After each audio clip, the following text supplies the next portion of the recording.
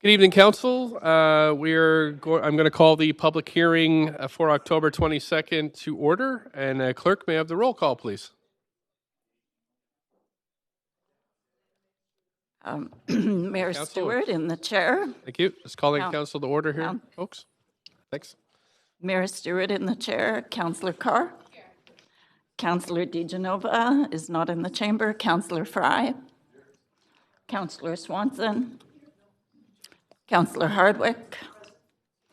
Councillor Wiebe.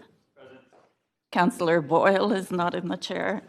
Councillor Dominato is not in the chamber. Councillor Bly. And Councillor Kirby-Yung. You have quorum. Thank you very much. And first, before we begin, I'd like to acknowledge we're on the unceded traditional territories of the Musqueam, Squamish, and Tsleil-Waututh people. We thank them for having cared for this land for millennia and are enjoying getting to know our new partners and understand them as we move forward building this great city together. Also want to take a second just to recognize our fantastic staff here at the City of Vancouver who work every day to make this the best city in the world. We have a small procedural matter to get through before we go to the individual items today on the agenda. So to avoid procedural uncertainties which arose in previous public hearings, we're required under Section 18.13 of the Procedure Bylaw to move a motion to go into Committee of a Whole. It is not required, though, to sit as a Committee of the Whole during the hearing.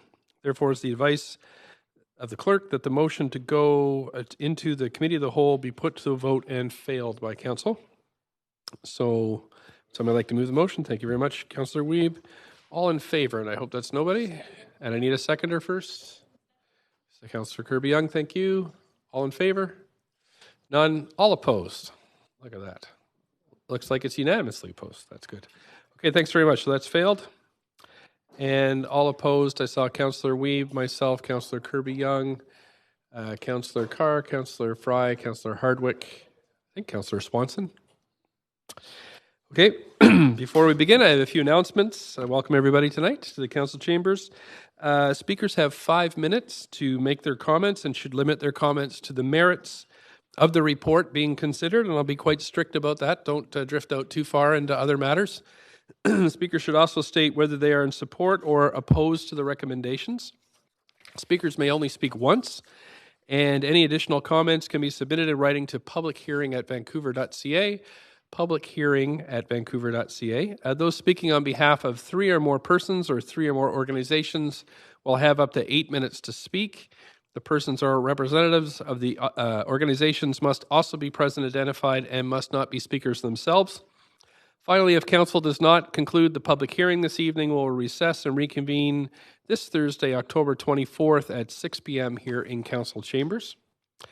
And we're going to move to our first item, which is a text amendment, miscellaneous and housekeeping amendments. And the clerk will now read the application and summary of correspondence. Thank you, Mr. Mayor. This is a text amendment, miscellaneous and housekeeping amendments, zoning and development bylaw, sign bylaw, and rental housing stock official development plan. An application by the General Manager of Planning, Urban Design and Sustainability to make miscellaneous amendments to the zoning and development bylaw, the rental housing stock official development plan, and the sign bylaw in order to improve clarity, update terminology, or address inadvertent errors or omissions, and to better streamline the development review process. No correspondence has been received on this application since referral to public hearing. Thank you very much. We have Lisa King, the planner of the citywide and regional planning, here to present the application. Although it's, let's raise the mic there for you. And I guess if council, it'd be possible to waive the presentation as well if you thought that appropriate. Yes, we do.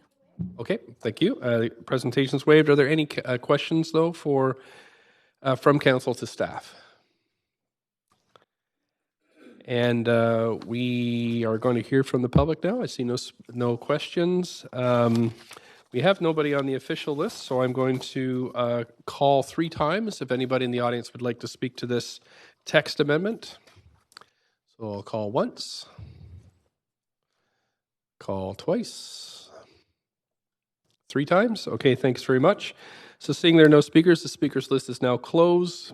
As few or no comments were received after 5 p.m., I suggest we close the list now and move on to hearing closing comments or any other questions to staff. Everybody okay with that? Good. So staff have any closing comments? Okay, thanks very much. Council have any questions for staff? I don't see any, so we'll make a decision on this application. Somebody have a mover of the recommendation, please. Councillor Kirby-Yung, Councillor Dominato seconded, and we'll call a vote.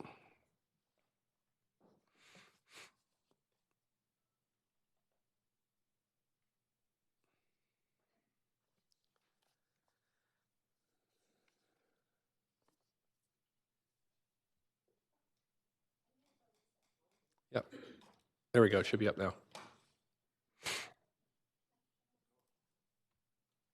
We need a vote assist for Councillor DeGenova. Councillor Kirby-Yung.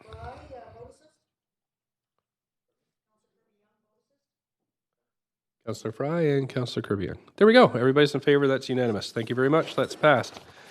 Move to item number 2 is the text amendment 3560 to 3570 Hall Street and East 20th Avenue. Clerk, please read the application. We're whizzing along here, so if you... Lots of buttons.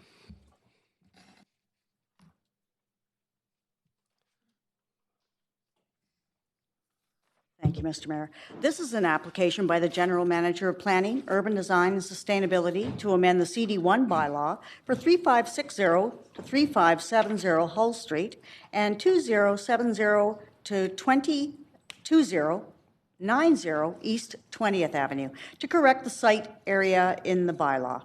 The amendment would achieve the intent of the initial rezoning approval. No correspondence has been received on this application since referral to public hearing. Thanks very much. We have Licia Desjarlais here, the rezoning planner, to speak to the presentation, but we could waive it, I think, if you think that's appropriate. Yes, if it's council's wish, this could be waived. Thanks very much. Yes. Okay, we're good. Everybody okay with waiving that? Excellent. Thank you. And any questions from council to staff on this text amendment? I don't see any. We're going to hear from the public. We don't have anybody on the official list, but I'm going to call 3 times. Would anybody like to speak to this text amendment for Hall Street and East 20th Avenue? Going twice. And one more time. 3 times. I don't see anybody here to speak, so we'll close the speakers list. And there were no comments received after 5 p.m. today, so if it's okay with council, we'll close the public comment on this item. Everybody looks okay with that. Staff have any closing comments? No, sir. Okay, thank you. Council have any questions? Don't see any. So could somebody move the motion, please? Councillor Carr, thank you.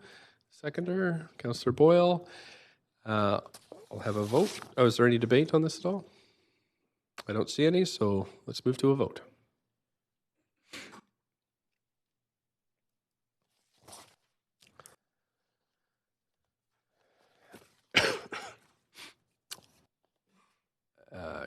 Okay, they're both out of the chamber, so that has passed unanimously. Councillor DeGenova and Councillor Kirby-Yung out of the... We're good? Okay. That's passed. Thank you. Okay, so now we're moving on to item number 3, which is the rezoning of the new St. Paul's Hospital. I'll get the clerk to read the application whenever you get a chance. This is an application by IBI Group, Inc., on behalf of Providence Healthcare Society to rezone 1002 Station Street and 250 to 310 Prior Street from I-3 Industrial District and I-2 Industrial District to CD1 Comprehensive Development District to allow for a new St. Paul's Hospital and Health campus, including institutional, office, research, hotel, retail service, and Indigenous cultural uses, along with limited rental housing for healthcare workers. The proposal includes a new public plaza and 2 child care facilities. Proposed building heights generally range from 24 to 61 meters. Total floor area proposed is 312,074 square meters. The following correspondence has been received since referral to public hearing. 2 pieces of correspondence in support, and 148 pieces of correspondence, and 1 petition with 700 signatures in opposition. This represents all correspondence received up to 4 p.m. today. Thanks very much. So we have Michael Naylor here, the Senior Planner at the Rezoning Center, to present the application. I think this one we better see the application, so Yeah. the presentation. Good evening, Mayor and Council. Michael Naylor, Senior Rezoning Planner. I will be giving the staff presentation tonight and followed by the applicant team who also have a presentation. Let's try this one. There we go. The 18.4-acre rezoning site is on Station Street in the False Creek Flats. It was acquired by Providence Healthcare Society in 2015 after Providence decided in conjunction with the provincial government that a new state-of-the-art hospital would be built at this new location to replace the existing St. Paul's Hospital on Burrard Street. Beginning in 1916, the site was the location of a train station and rail yards for the Great Northern Railway. The station was demolished in 1965, and the site has been vacant since then. Its current zoning is I2 and I3 industrial. To the west of the site is Thornton Park, heritage and new buildings on Main Street, and the Citygate residential towers. To the north is the Strathcona neighborhood, the viaduct ramps, and Chinatown. The 2 city blocks that contain the viaduct ramps are part of the Northeast False Creek planning area for which a plan was approved in 2018. To the east of the site is Trillium Park and the industrial uses along Malkin and National Avenues.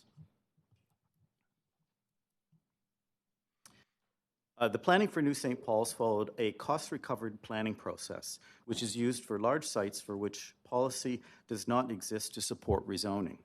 Under this process, the applicant pays an upfront fee for a policy statement phase before a rezoning application is made. The policy statement work for this site began in 2016 at the same time that the False Creek Flats plan was under development. So there are 2 major policy documents enabling the rezoning of this site. They were approved a month apart in 2017. The Flats plan called for areas of new employment in the western and southern parts of the Flats, shown here in blue. Included is the new St. Paul site in the northwest corner, where the emphasis is on healthcare employment. This western end of the Flats is where is in the mixed employment area of the regional context statement, while the eastern part, shown in gray, is designated industrial. This area includes the National Works Yard and the Malkin Produce Row to the east of the rezoning site. At the time of the Flats plan, a number of route options across the Flats were under consideration to provide grade-separated crossing of the Glen Drive rail yard. The plan envisioned that a new arterial would traverse the northern portion of the rezoning site and connect up with one of these crossings. This plan also set out pedestrian cycling and greenway routes through the Flats, several of which pass through the new St. Paul site. The policy statement developed for the site envisioned a grouping of new buildings around a core hospital building that together form a healthcare campus. The hospital building is situated in the northeast corner of the site, which is closest to the historic shoreline and to bedrock, meaning that it is the most seismically stable location on the site. The policy statement further set out a new road network that would connect with the surrounding street network and give access to the buildings. In this plan, the new streets are shown in yellow. Included is a new high street connecting the north end of Station Street with Gore Avenue at Prior Street. This high street is envisioned as being the main pedestrian-oriented commercial street for the new campus. All buildings fronting it are to include active street-level uses providing retail and services to workers and visitors on the campus. National Avenue currently exists along the southern edge of the rezoning site in an easement. It will be upgraded in a dedication and realigned to connect with the existing National Avenue to the west. A new local street is proposed along the east edge of the site adjacent Trillium Park. Adjacent to the new hospital building access to the new hospital building will be via the Healthcare Boulevard, which connects the High Street to a local street adjacent the park. This street will not be a dedicated right-of-way, but will be owned and maintained by Providence, with a public statutory right-of-way across it. As noted, the policy statement called for a new east-west arterial street across the northern portion of the rezoning site. To the west, this arterial was planned to connect into the new street network planned for Northeast Falls Creek once the viaducts come down. The rezoning applicant was asked to assume this street network within their application. Hence, the rezoning drawings submitted in August 2018 all show the new arterial across the northern portion of the site. As Council is aware, the decision was made on October 3rd to support grade separation of the rail line along prior Venables. As such, the dedication of property for an arterial alignment across the new St. Paul site is not required for road purposes. So the street network now proposed looks like this. Here the new streets are in yellow and existing streets are in green. The new High Street and the streets to the south are unchanged. In place of the arterial across the north is a new local street that connects Dunlevy Avenue with Malkin Avenue. The emergency department is to be located in the northwest corner of the site, so ambulances will access it by way of the new local street. The pedestrian and cycling connections called for in the Flats plan will be realized across the new St. Paul site. A greenway will connect from the seawall at Creekside Park to Malkin Avenue, with connections available to the north into Strathcona. The greenway follows the Wellness Walk, which circles around the core hospital building. A second future connection is also shown in the Flats plan from the new High Street to Falls Creek by way of Millross Avenue. The application accommodates this connection as well. And here's a revised site plan showing the buildings, which are unchanged, and the revised street network. The area in yellow, which was previously thought to be needed for the arterial, is now available for use by the applicant for building form and open space. The rezoning site is divided into 4 development parcels that were initially identified in the policy statement. There's a main health campus parcel, which contains the core hospital building, and north, south, and west parcels. Development would occur on the health campus parcel first, followed by the other parcels. The primary land uses in the rezoning are hospital, office, and laboratory, with secondary uses being hotel, retail service, and housing. In all, the CD1 bylaw would permit 212,000 square meters, or 3.4 million square feet, of floor area over the entire site. While there is one CD1 bylaw proposed for this whole area, each of the 10 or so buildings, which will be built throughout the phases of the 20-year build-out period, will be subject to separate development and building permit applications. Building height on the site is limited by 2 view cones. View cone 22, shown in red, is from Main Street at 6th Avenue towards the North Shore Mountains. It limits heights across most of the site to about 61 meters or 200 feet.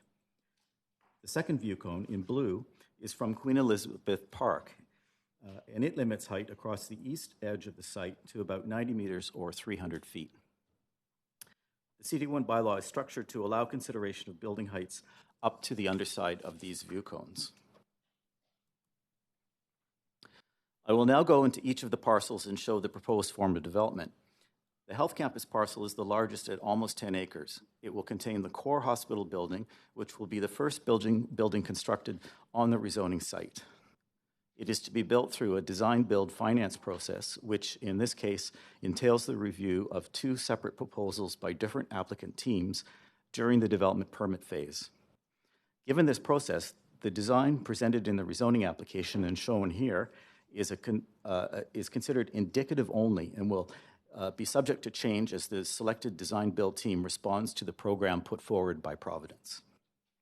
This building will accommodate all of the departments and clinical functions that currently take place in the existing St. Paul's Hospital, with plenty of additional floor area for new ones. The main door to the hospital will be along the Healthcare Boulevard to the south.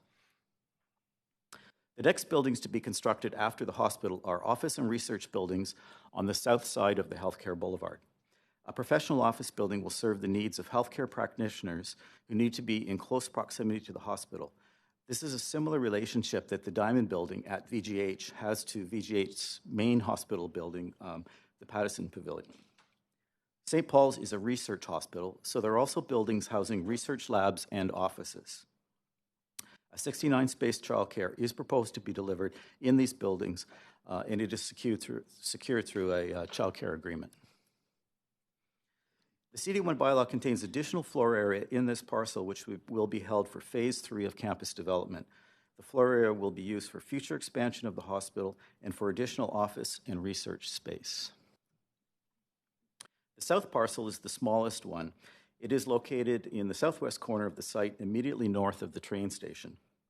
Proposed is a single 9-story building which will contain more offices, but the bylaw allows for hotel use to also locate here. This building is shown as part of Phase 2, as is the development on the other 2 parcels. So in the west parcel, which is located between the new High Street and the existing northerly proportion of Station Street, the plan calls for more office and research space on the north portion of the 2-acre site. On the south portion, and directly across from the entry to the Healthcare Boulevard, is a 17-story hotel. The hotel is anticipated to contain suites units with kitchens that can accommodate longer-term stays. The suites hotel was an important requirement of the policy statement, which recognizes that 40% of visitors to St. Paul's are from out of the region. As with the hospital building, the street-level portions of these buildings facing the new High Street are expected to have active retail service uses and contribute to the vibrancy of the street. In addition, there is a small plaza proposed in the space between the hotel and the office building, which connects the High Street to Station Street to the west. It is through this plaza that the future additional bike ped connection across Main Street to False Creek would be achieved. The north parcel is located at the corner of New High Street and Prior Street.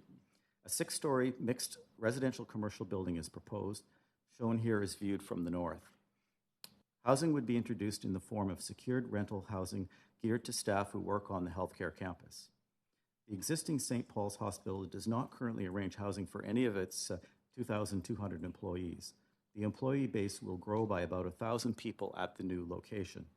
The rental housing proposed for the site is expected to be a key factor in attracting new staff, such as academics relocating to Vancouver to work on research. While the housing will be secured as market rental through a housing agreement, a waiver of the DCLs has not been requested by the applicant. As such, there are no parameters placed on rents through the agreement. The agreement does, however, specify that the housing is limited to workers at the healthcare campus. This is consistent with the policy statement and with the False Creek Flats plan, both of which recommended that the regional context statement be amended to redesignate this parcel from mixed employment, which does not allow residential uses, to general urban, which does, on the proviso that the housing would be for on-site workers. And the proposal is only for this particular parcel, not for the other parcels, to change the regional context statement. The draft bylaw to amend the context statement is included in the hearing agenda package. The 6,500 square meters of floor space allocated in the bylaw for residential would create about 75 dwelling units. The requirement that 35 be family units has also been applied. Because the land dedication for the arterial is no longer needed to the south of this parcel, there may be additional site area available for this housing. If there is, it will be explored during Phase 2 of the campus development. Should an increase in density or height be proposed to deliver more housing units, it will be subject to a future CD1 amendment application and separate approval by council. While there are not a lot of details about the housing at this stage, staff feel that it is important that this north parcel be included in the current CD1 rezoning, as it implements an important requirement of the policy statement. The rezoning application was reviewed by the Urban Design Panel on 3 occasions. The advisory panel had comments about the overall massing of buildings on the site and on articulation, given the massive size of some of the proposed facades. The panel also made suggestions about the proposed open spaces. In response, the applicant made a rather significant revision to the public plaza proposed near the entry to the Healthcare Boulevard, which the applicant will tell you about in their presentation. The revised application was presented to the panel in July and received unanimous support then. In addition to the typical form of development conditions and the new CD1 bylaw, which we use to set the building heights and the maximum floor areas, staff have developed design guidelines to accompany the bylaw. The intent of these guidelines is to provide further direction on the expected performance of all the buildings and outdoor public areas, and they will be used to help the future design teams during the development permit process, noting that there will be at least 10 separate development permit applications. A draft of the CD1 guidelines are in Appendix D. Should the rezoning application be approved, the final guidelines will be brought forward for council approval at the time of CD1 bylaw enactment. There were a number of other policy objectives laid out in the policy statement. The large site is subject to the rezoning policy for large sustainable developments. This document has 8 sustainability goals, and the application has demonstrated to staff that the proposal will achieve all of them. 2 major ones for St. Paul's are green mobility and low carbon energy supply. For green mobility, the applicant has provided a draft transportation demand management plan, which details how they will strike the right balance between providing adequate parking and encouraging staff and visitors to use other travel modes.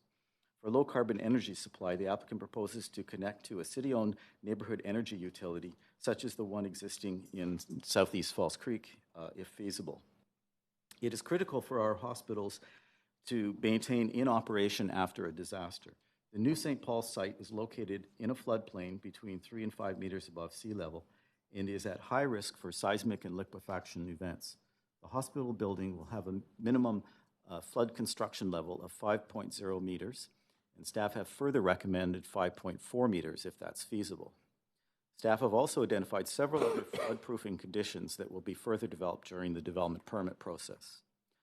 For seismic risks, staff will apply the higher standard of either the National Building Code or the Vancouver Building Bylaw.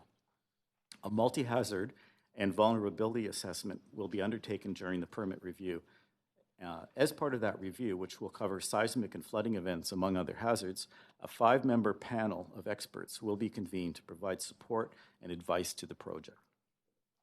The rezoning conditions require that Providence enter into a community benefit agreement with the city, consistent with the city policy for large development near downtown East Side.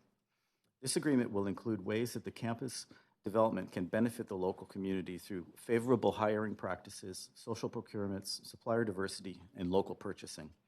The agreement would apply during the construction and for the ongoing operations of all the buildings on the campus.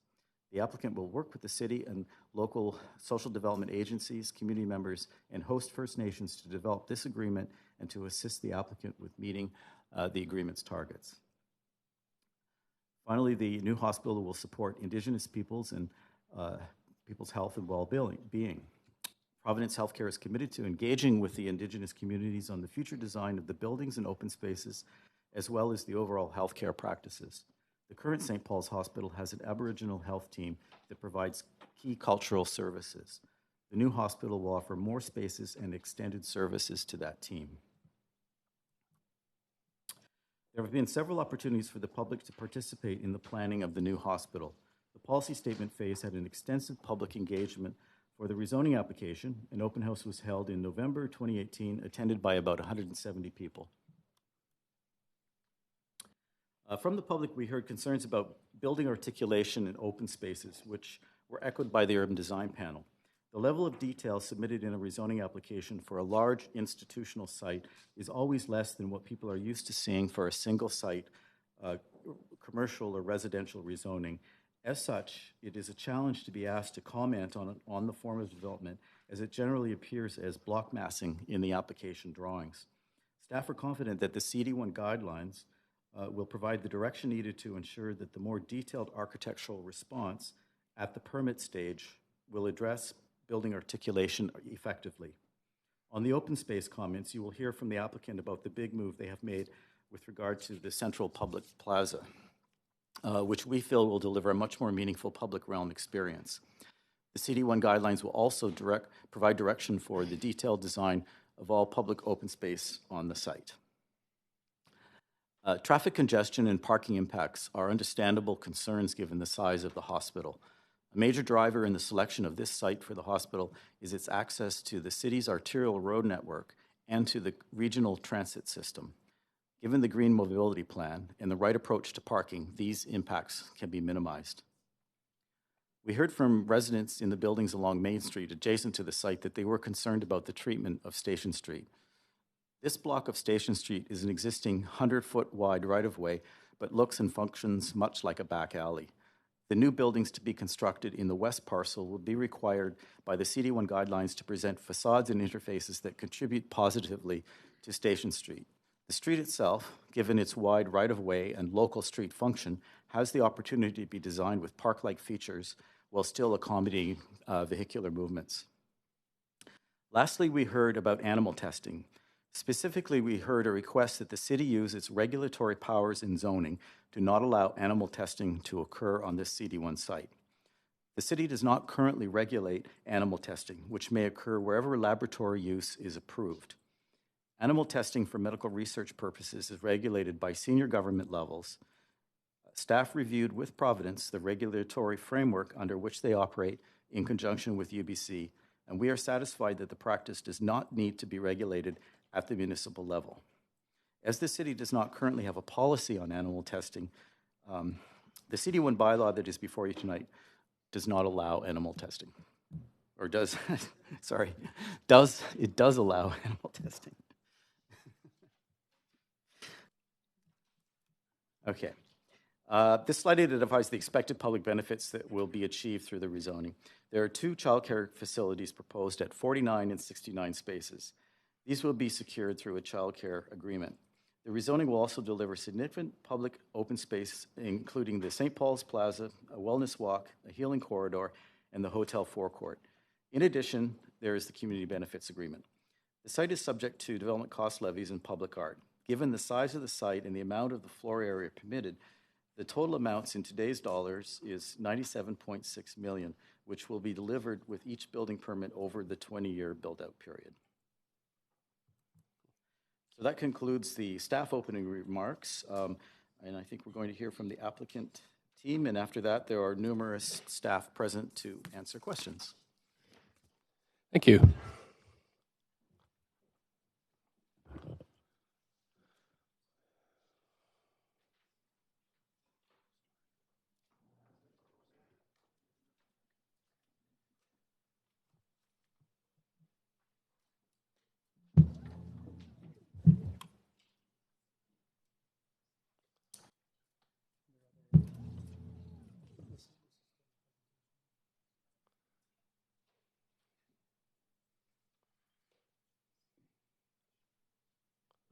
Clerk, if we could have the slides from the applicant. Nope. I think there's another.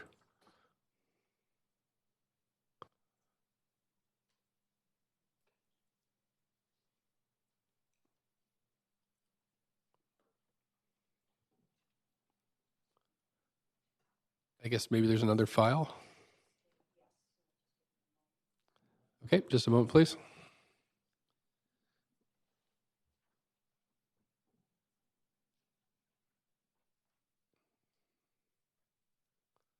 There it is up in the. That looks right.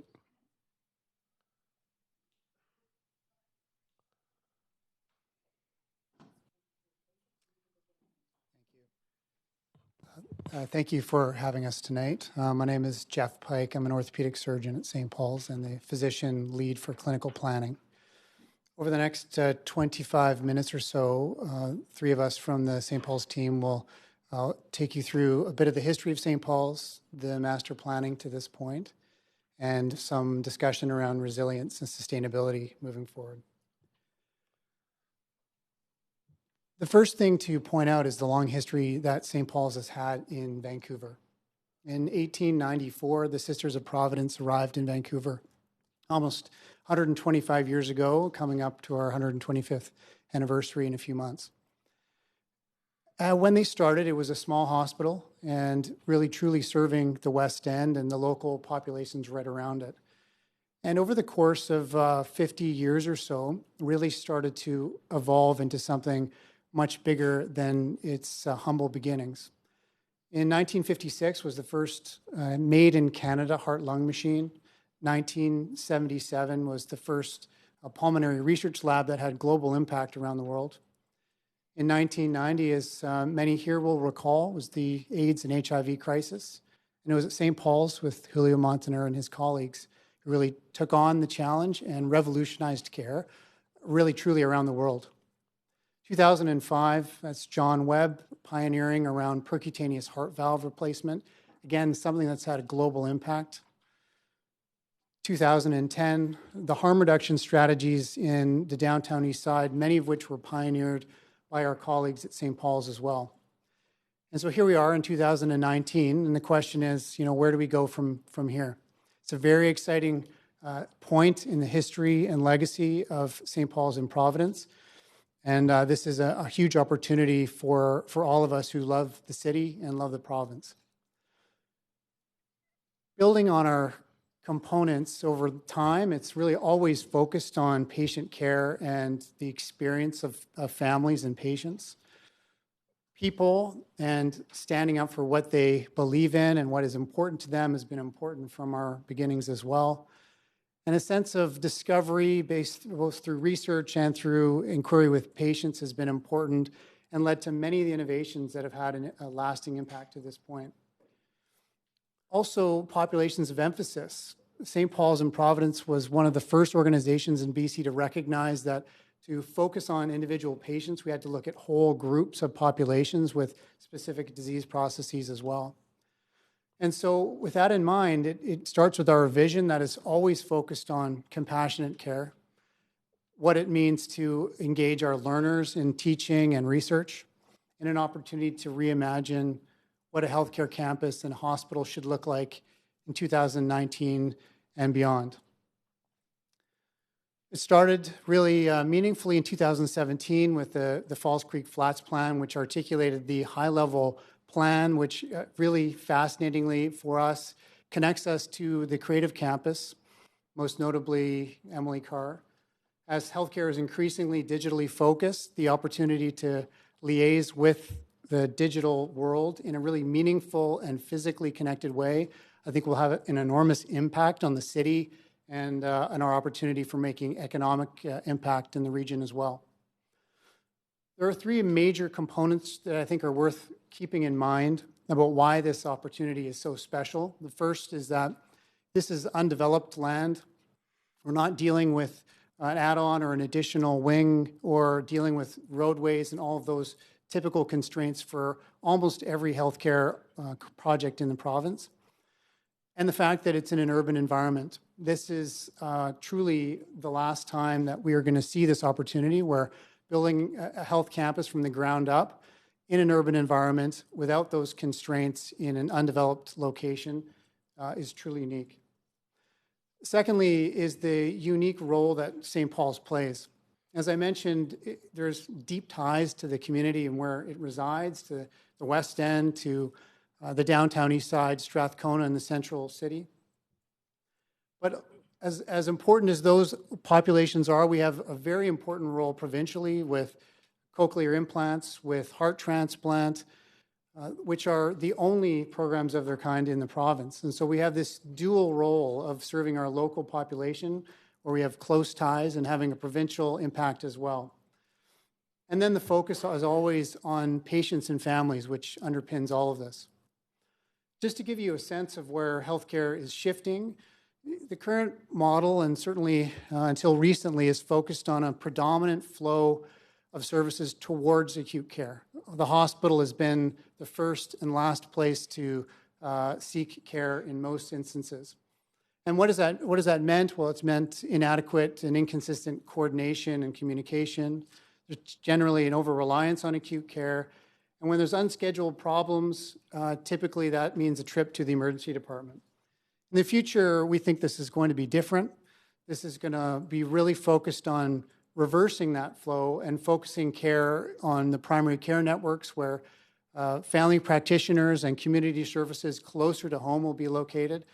and focusing on using our experience and our enterprise to really strengthen the primary care networks, not work in opposition sometimes as it happens. We think in the end this is going to mean much better care, much more timely care, and a much better use of resources. So that means taking these target populations, some of which we've already articulated in the past, and really focusing where are we struggling. And that focuses really around mental health and substance use, the frail elderly, complex chronic care. Surgical and procedural access continues to be a problem. Indigenous peoples has had inconsistent and inequitable care over the last century. And saying, how can we make a difference in those populations? And really, for us, there's a few different ways, which we don't have time to get into here, which through steady engagement across our services, across the people that we serve, the people within our own communities, have helped us articulate different and new models of care, which in the end gets down to some buildings, which includes the core hospital, the other components like a clinical support and research center, all of which are tied closely to the community. Secondly, a major shift that we'll see is something that's relatively new, and that's really system partnerships. So it's not just about health services in the traditional way of a hospital and doctors and nurses. Increasingly, this is going to reach into connections with the academic institutions, SFU, UBC, Emily Carr, UVic included in that, as well as industry partners who are out there trying to make better solutions to problems around digital health, or biotech, and pharma. This is our opportunity to come together as an entire ecosystem in healthcare and make a massive difference by shifting how we relate to one another and how we generate solutions for the problems we see today. In the end, we think this is going to mean more resilient and flexible use of the resources that we are spending every day. Finally, this is just one overhead shot that includes the downtown core and the end of False Creek, Strathcona. This is really us looking at our local network. And throughout what we can see there, there's a hub and spoke nature to the way that we believe we should be operating in the future, not as the place where everybody comes necessarily, but how we reach out into communities and primary care networks to support them. That's going to mean greater connections and better relationships than we've had to this point. But it always goes back to our humble beginnings, where we started as a small hospital in one small part of Vancouver. So at this point, I'm going to hand it over to Tony Gill, who's going to take us through some of the master plan elements.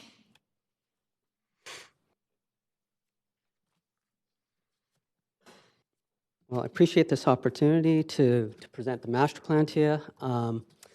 As noted, I'm Tony Gill with IBI Group Architects, and we've been working with Providence Healthcare and the city staff to ensure that we do have a master plan that meets not only the Providence's objectives, but also those of the community. One of the things that we need to begin to understand is, as Jeff noted, there's a lot of program services that are being provided, and one of the things about a healthcare campus is it's a very unique building typology. It's not like something we see all over the city. So it has very unique functional requirements and adjacency flows and things like that we have to consider. And while we're considering all those things and looking back at what the community needs are, we want to be able to ensure that the master plan addresses the streets and the context around it. So we have repaired the grid, and we've looked at how our open spaces and our public spaces kind of connect back to the adjacent space, and I'll show you here on the next slide.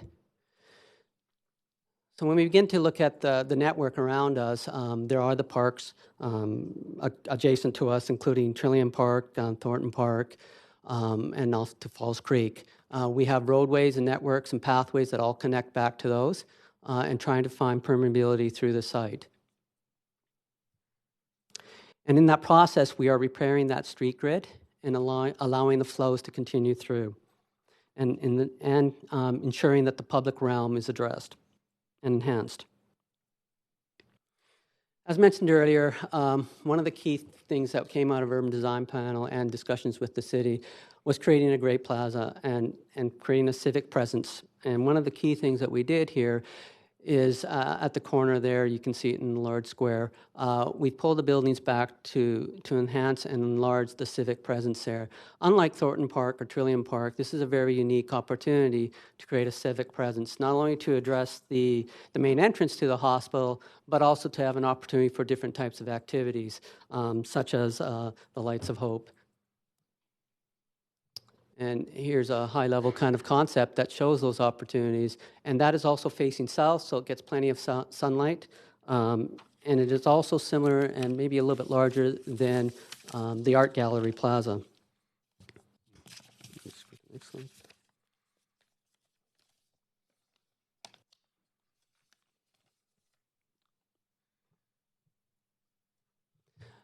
One of the other key important aspects of connecting back to the community was making sure that that public realm with the grid is connected, but that there are pathways and walkways that can connect through and have continuous loops. And as you can see here, one of the key loops that we have is the Wellness Walk, which is in red. It also follows the historic shoreline along the north side there, again, connecting to Trillium Park and back to Thornton Park. This is also an opportunity for the people that live in the community, but also for the patients and staff that are using the facility. As we continue to look at these public realm spaces and walkways, we ensured that they were wide. They allowed for multiple types of uses, including bike paths, areas of respite, places for art. Again, not only benefiting the people at the hospital, but also for the community at large. We've also created a high street and a very active street, bringing restaurants, retail, other kinds of activities to further support not only the hospital, but also the community in the surrounding area.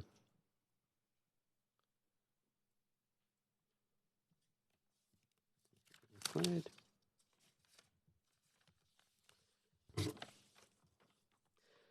So working with the city staff, we started to develop design guidelines, ensuring that a high quality of architecture would be presented back to the community, that there is some articulation of the building form, that we're respecting and addressing the Strathcona residents to the north, and that there's a stepping of the building in that direction.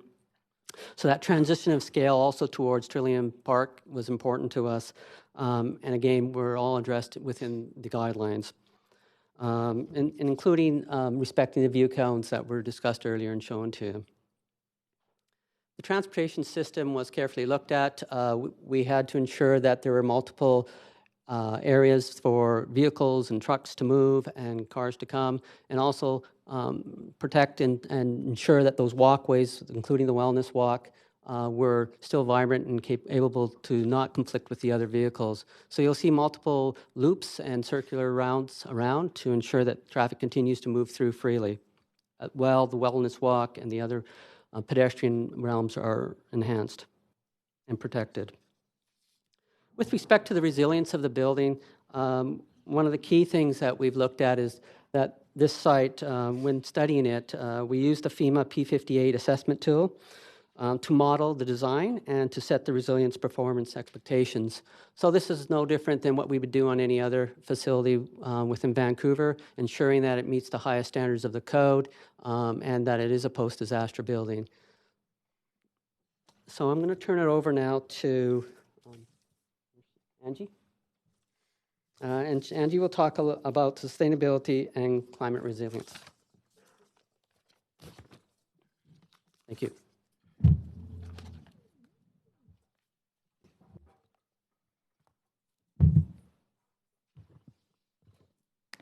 Good evening. My name is Angie Wu. I'm part of the Energy and Environmental Sustainability Business Unit. That it's an internal resource that has served Providence Healthcare, Vancouver Coastal Health, Provincial Health Services, and Fraser Health since 2010.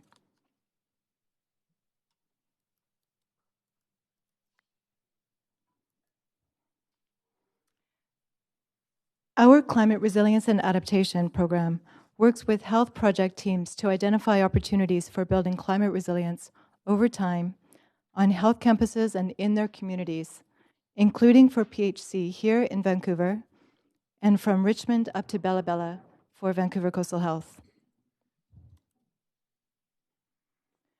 We use information about our future climate to better understand climate impacts on our critical systems, supplies, and infrastructure, and cascading impacts on our workforce, patients, and the communities we serve. This is a complex, challenging, and evolving discipline. There's no prescription for this. It requires a multidisciplinary, long-term, and iterative process that begins in the early planning stages and extends through to the end of a health facility's useful life. Working closely with city staff is key to developing sustainability and resilience strategies that are fit for purpose in our new climate reality. In short, we're planning to 2050 and building in flexibility to 2080. So far, our work has included co-designing and delivering a climate risk and resilience workshop, applying the most updated climate information in pursuit of new LEED resilience credits, and providing input into design and construction specifications for the design-build proponents. In our workshop, we identified 5 areas to explore together with the indicative design team, clinicians, and city staff. Support staff wellness and productivity during climate shocks and stresses, accommodate increases in hospital visits from communities, extend backup power, anticipate supply chain disruptions, and address extreme heat, wildfire smoke, and coastal flooding. Together, we reviewed and proposed measures to strengthen resilient design and operations strategies that are aligned with city rezoning requirements. For example, health promoting building design using enhanced indoor air quality strategies and low emitting materials, outdoor spaces for health and wellness oriented community use, building energy performance that exceeds city rezoning requirements, extending backup fuel capacity for our backup systems, requirements for all infrastructure connections to existing resilient networks, and new pathways that circle the site with multiple redundant connections to the hospital and campus. These were developed in collaboration with city staff. In addition, partnerships with local food suppliers and purchasers as part of food system offerings, spaces on the roof and mechanical rooms reserved for future equipment upgrades to meet 2080 temperature projections, dramatically higher number and types of trees on site with emphasis on species that are native, reflective of the local climate, and optimized shading of south-facing areas. Backup air filters, locating critical mechanical, electrical, and communications equipment above 5 meters, rooftop gardens, green roofs, and blue roofs to help capture rainwater, and finally, rainwater harvesting systems for utility water to chillers and boilers. We look forward to continue working together to take our preliminary strategies to the next level through detailed design, construction, and operations. Thank you.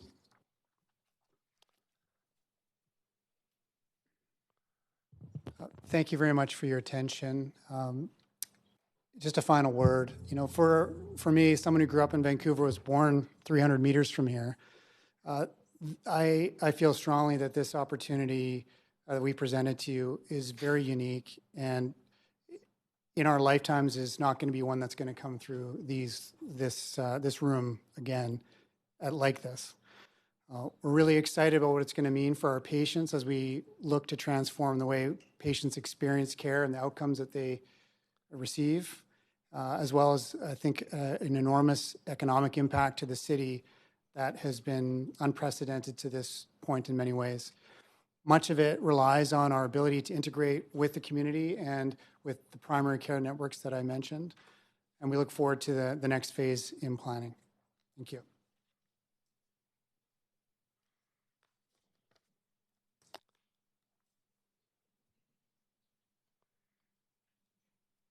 Thanks. Is that for the presentations? It is. Okay, great. Thank you very much for all that. We're going to move to questions, but before we get there, I'll just say I know council is incredibly excited about what we're looking at here today. We've just been through a long day, so you'll have to bear with us as we kind of get our minds around this huge and very important project. So I'm just wondering if councillors now have questions for staff or the applicant team. And again, this is the point where you'll talk to the applicant, and then after we hear from the public, you won't be able to ask questions to the applicant. So if you want to ask questions to the applicant, you should do so now. And we have Councillor Hardwick, up to 5 minutes, please. You don't have to stand.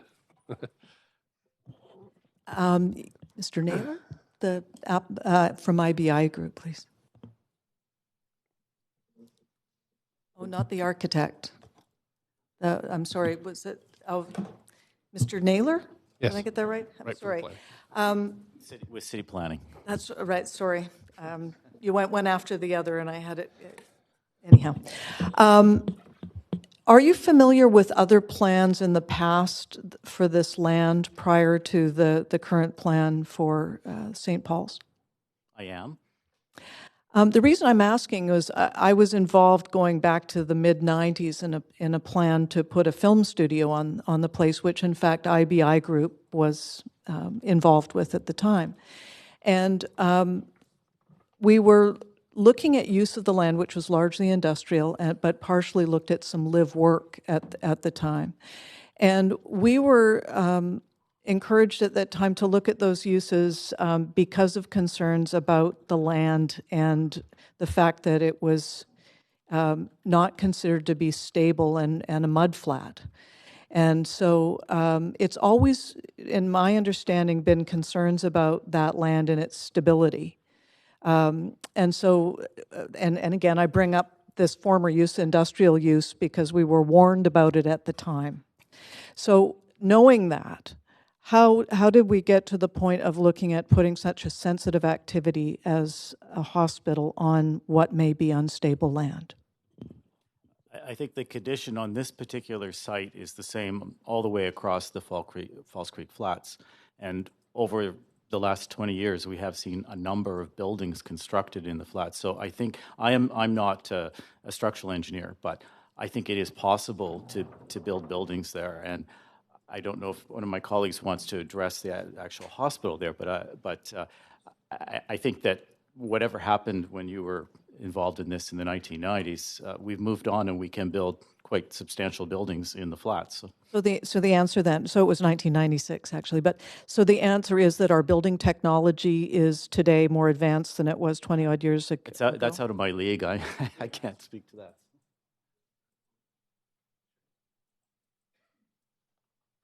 Hello, I'm Mark Dagno with PHC. So,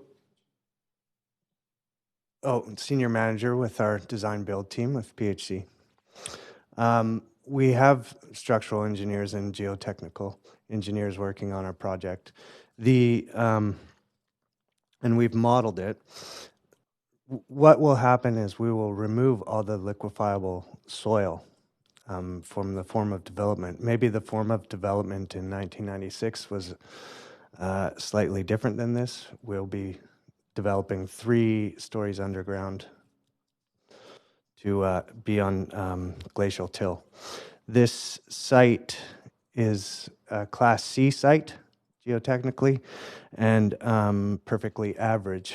Not the seismic risk is no greater than any other well-founded building located in Vancouver. Even though it's on infill?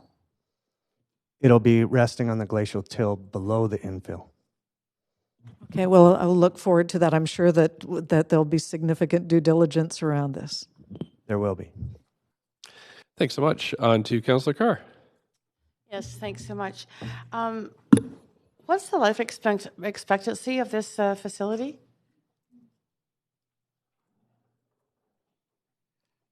Hi, Rhonda Louie. I'm the associate director for the design build of this redevelopment project. The typical building life cycles is 60 years. But as you can see, the current building itself is 125 years old, so we often last a lot longer than we expect. Okay. Have you or our staff done the projections based on any of the new climate science around the expected sea level rise over that 60-year period, which would take us to 2080 or 2090, depending on when the hospital's done?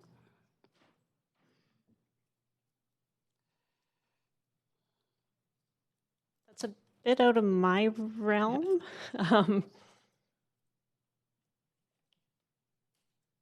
I mean, I know what the government is saying, it's a 0.9 meter, but that's climate science is changing rapidly. Hi there. Sorry, there's two Angies who work on adaptation in the crew here. So my name's Angela Daniluk. I work in adaptation to sea level rise for the City of Vancouver at the Sustainability Group.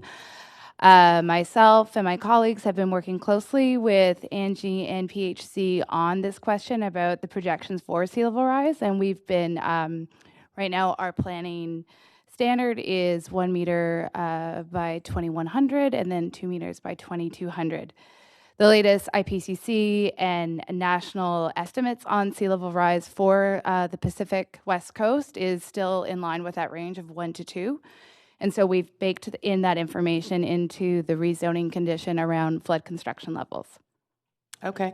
Before the building will actually get going in any substantive way, I imagine, there's going to be the next Intergovernmental Panel report, the next major one. That one will actually drop sometime in 2024, and so we anticipate that the information from that report will be downscaled to Canada and then to the Pacific region somewhere around 2030. So I am in conversation with scientists at NRCan and who write for IPCC, and they say again it's 1 meter, between 1 and 2 meters is the place to be. So when we work with applicants, we one of our main principles is flexibility in adaptation to sea level rise, and so that's why we recommend planning for 1 to 2 meters. Okay. Well, I hope you're right. During the public consultation leading up to the council's approval of a policy statement, and I attended a number of those meetings, Providence actually, and maybe this is an answer by the applicant, assured the public that some healthcare services would be maintained in the West End.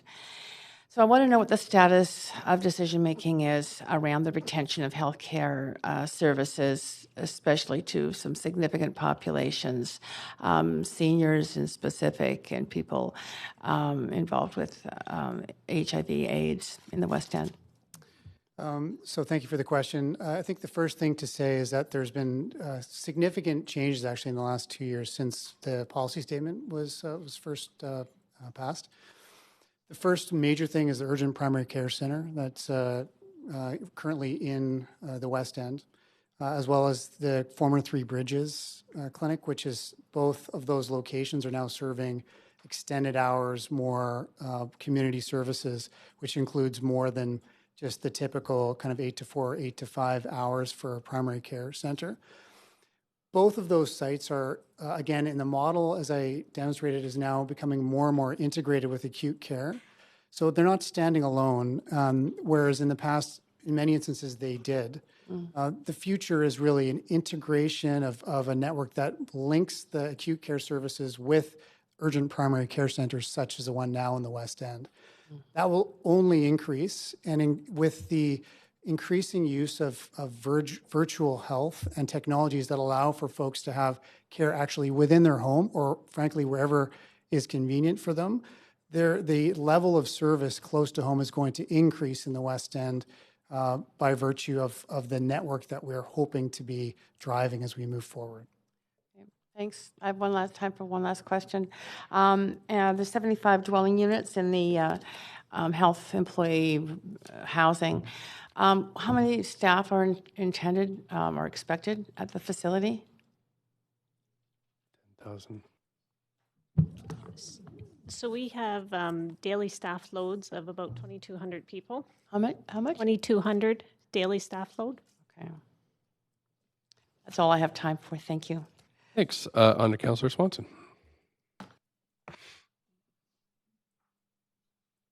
Don't need a stand. Yeah, I'd like to ask staff a question. In my pre-council life, I attended some of those consultations about St. Paul's with other folks from the downtown east side. And our main concern was the impact that the new hospital would have on gentrification of the SROs. And yesterday I pulled this off the internet. This it's an ad for the Arno Hotel, which is on, I think it's on Georgia. It's for sale, and it's an SRO hotel with 34 units in it. And it says, located 2 blocks north of the new St. Paul's Hospital and Falls Creek Flats, OCP. And it says, prime by all definitions, located in the preferred 200 block of East Georgia.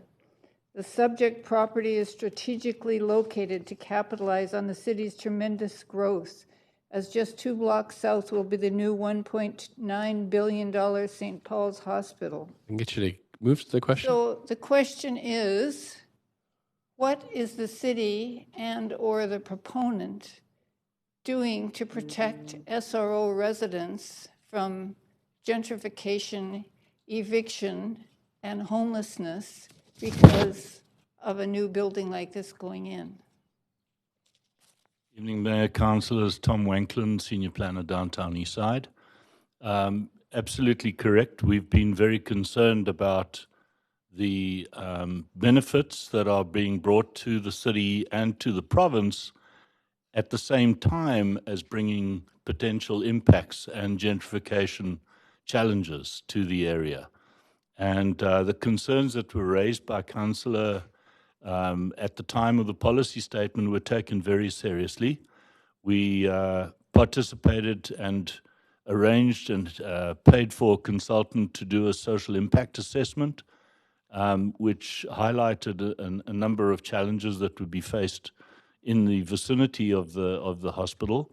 And as a result, we prevailed upon the policy statement to include a requirement that there be a substantial hotel development made available inside the walking distance of the hospital as one means of mitigating against such an impact on the local SROs.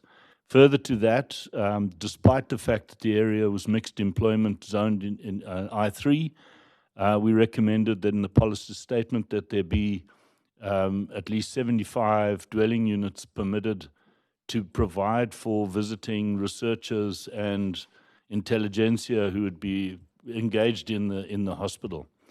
On top of that, of course, there is the SRA bylaw that is in place in an effort to try and protect the SROs against the change that's occurring in the city. So that's fine, but the hospital isn't even built yet, and it's already having an impact. Correct. You have speculators who will do this type of anticipation of the future. These are these are some of the better, cheaper, more well-managed, privately owned SROs. They're being advertised as micro suites, not SROs. I mean, as soon as they get rid of a tenant now, they're going to be $800 to $1,000 a month with a bathroom. Again, we're on questions here, so if you have additional questions. I'm just Thank you, Councillor. hoping there's something else that can be done. Thank you. On to, if that's it, Councillor Swanson again. Okay. Point of order. Okay, just 1 second here. Would you go ahead, Councillor DeGenova? Thank you. Just before you start my time for my questions, Yes. My point of order is I just heard the wording, I hope there is something else that can be done. And I'm sorry, Mr. Mayor, but you're in a quasi-judicial public hearing. It's quite a large project, huge expense to the applicant, many years of staff work and applicant work. And So your point of order? My point of order is if someone said, I hope something else will happen before they've heard the evidence, is that a bias? Is that, I'm trying really hard to understand. Yep, we we're kind of moving in debate a little bit, and we'll get that later. The point of order would specifically be, can we tell someone what to do on their land, or are we just here to look at the project that's before us? Not really a point of order. However, I will take your point that often we drift into policy discussions here, and my job is to steer folks back to the main proposal at hand. However, this is a huge proposal, so I'll keep my ears open. But I think as long as we try to contain it to the project at hand, we'll be better off. Thanks. So over to Councillor Deschanel Okay, for thank you 5 minutes. Thank you very much. Thank you. I know that this has been a lot of work, and I remember last term, even before some of the other pieces that have come forward to us this term, looking at moving forward with this, hearing from Providence Healthcare, hearing from our staff. Now that we're in public hearing, and I understand that there are different components that will be dealt with at different times, specifically looking at where the location is and considering it is outside of downtown. I'm wondering if, and I'm not sure who to direct this question to, emergency services and being able to access this, the ambulance paramedics, the BC Ambulance Service, considering some of the transportation policy decisions that council has already made that will impact this specific site and location. I was hoping that there could be some feedback to council on any consultation with the ambulance paramedics as to how you would serve people in the downtown core and get them to this facility, considering the current planned transportation. Thanks. Yeah, at first I can say, as you would expect, I think, is that there's been tremendous engagement across all parties, including the emergency services. The majority of our emergency ambulance drop-offs to St. Paul's currently is from the downtown east side, and this means that we're closer to that location. A tremendous amount of consultation went in really around 2016 and 17 around the preferred routes, which was why the emergency department has been positioned where it is on the north side of the current planning to essentially rationalize the routes and have the least impact on the communities where they'd be accessing the hospital. So it's been many years and it's not a single engagement. This has been a relationship with my colleague, Miriam Studer, as a chief clinical planner, meeting regularly with emergency services to bring them along as with many parties along with the planning. And right now, would you say that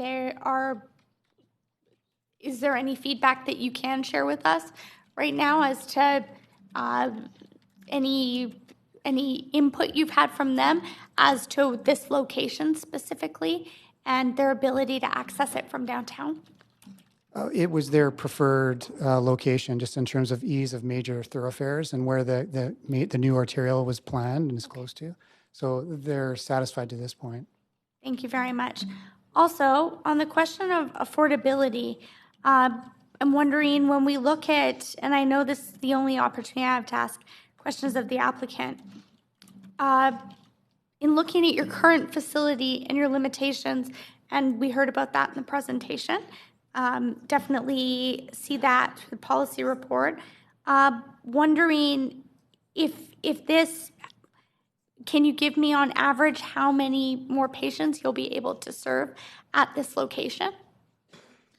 And will you be able to expand beyond what you have right now for department? Yes, we think we can do a lot better. I think that it comes down to really specific things, reducing the wait time for care, seeing in the hospital the complex and the patients who really benefit from multi-person team-based care in a way that really, again, reinvests in the community. So as much as this is about the new St. Paul's, it's really about a system of care in which St. Paul's is participating and supporting care in the primary care networks. Thank you. And then while you're there, hotels. Current St. Paul's, close to hotels, not going to go into affordability, but there are some hotels in the vicinity, a number of different options. Is that a concern or something you're planning for, looking to co-locate with a hotel? I know we're looking at this site specifically, but I also hear from from you that you're not just serving people in our city, you're serving people from around the province and potentially outside of the province. So I'm wondering if that's a consideration that's been made for family that's coming to stay. Yes, certainly. I don't know if the city wants to comment on this as well, but certainly on the site, as part of the planning for the site, rezoning includes a Suites Hotel, specifically targeting patients and their families who need to be supporting care close to the location. And so it's been important. I think you raised this 2 years ago, and it was a major planning part of our work at that point, and is still in the works. Definitely good to have it confirmed here as we're considering this in public hearing, and thank you very much for the presentation. Thank you. Thank you. On to Councillor Dominato, please.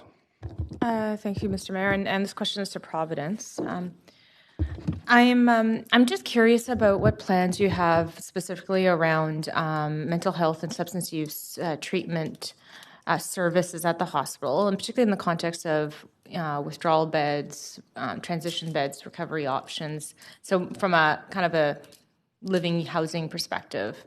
So I'm just wondering if you could comment on what might be planned. I suppose I would say the first part of that would be many patients present to the emergency department in distress, and it's unclear whether it's related to mental health or substance use. And we are trying to meet that complexity at the door, meaning we're trying to plan for patients who are perhaps unsafe to themselves or to others, with a model that receives them in a very dignified way that has short travel distances from the front door to where they can be safe and assessed from a medical standpoint, and then assessed in a shared way between the mental health practitioners and the substance use practitioners in a secure, close to the front of the emergency location. Then there's the component around kind of housing. We have the hub, which you may be familiar with currently, which is essentially a designed to transition patients who are ready to be discharged but don't have somewhere to go. That's also part of our planning. And there's been, again, tremendous work that is not just inside our walls, but with patients, families, and the partners we have in the communities, including the Vancouver Police Department, to help us figure out what that should look like. So it's been an ongoing and still being defined process, but I think a lot of the key principles that have been driven out of those discussions have really been helpful for us to this point. That's super helpful, because I was really taken by your comments earlier about sort of the opportunity of sort of building a system of care and starting really fresh here with the whole campus of care. I'm going to drill down a little bit and it's been a long day, so I apologize if I'm not clear. I'm just curious about, so we've recently approved a rezoning at Clark and First, which has got components of social housing, withdrawal beds, sobering center, short-term transitional beds. We've also had calls from other Mayor Stewart and Coquitlam talking about campus of care at Riverview. And so I'm thinking about from the capital standpoint, we were going to have potentially a hotel there. We're going to have potentially rental housing to support employees. I'm just curious about, there's an opportunity to integrate some additional types of transitional beds, care, people who are going through recovery, as well as mental health treatment. So I'm just curious if that's been explored, because I really think there's an opportunity, given that we are starting from kind of ground zero. We've got nothing built, and this is an area the province is struggling with, is that we don't have enough beds in the province. So. I would say, we are planning on managing the sickest, most unwell patients as part of a network. So those that you mentioned would be our partners in that, but we're not planning on long-term recovery beds on the site. It's a part of our network, which would be very involved with, and as a major part of being able to create capacity for the sick patients that are currently being treated in the emergency department tonight that don't need to be there. So it's a part of the flow and the whole system of care that you described. Do you think it could be, though? Do you think there's a possibility we could go down that path together, obviously? Well, we're happy to have discussions around it, for sure. But, we're 3 years into what we understand the needs to be around acute and sick mental health and substance use cases. But we're happy to be engaged. Okay. No, I appreciate it. It's something I'm passionate about, and so I'm sort of trying to figure out how we leverage these opportunities. Then I have one more question, is around, if I have time. It's just, I'm curious if there was a consideration for flipping it and having the core hospital on the south side, I guess southeast, and having the research labs, childcare to the north, and I'm thinking in the context of sort of the neighborhood, but also with the childcare. I don't know if it's going to be serving just employees or serving the neighborhood and the community at large, but I wondered if that was considered. Many things were considered to start with, and at one time, yes, it was rotated, 90 degrees east to west. The primary reason for switching it was twofold: one, the emergency services access, and secondly, the views and light for most of the bedrooms. By rotating it that way, almost all of the inpatient beds have a view of the North Shore, whereas when it's facing to the east, it was sort of half and half, so to speak. And so it also meant that the site, the core hospital, moved closer to the bedrock, which made it a more less expensive way of solving some of the engineering issues around resiliency. Okay, thank you. Thank you, Councillor Fry. Mayor, I'm hoping we're going to have a chance for a second round because I got lots. But starting with the emergency access, because you were just talking about emergency access, and I'm looking at the map, and I'm a little curious. It seems like a very circuitous route to get to the emergency, especially if you're coming from the downtown east side. Of course, Dunleavy's only a block long.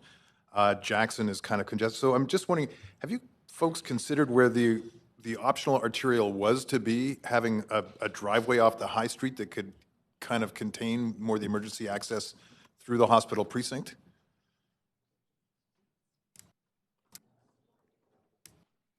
And I realize that the new alignments are fairly new.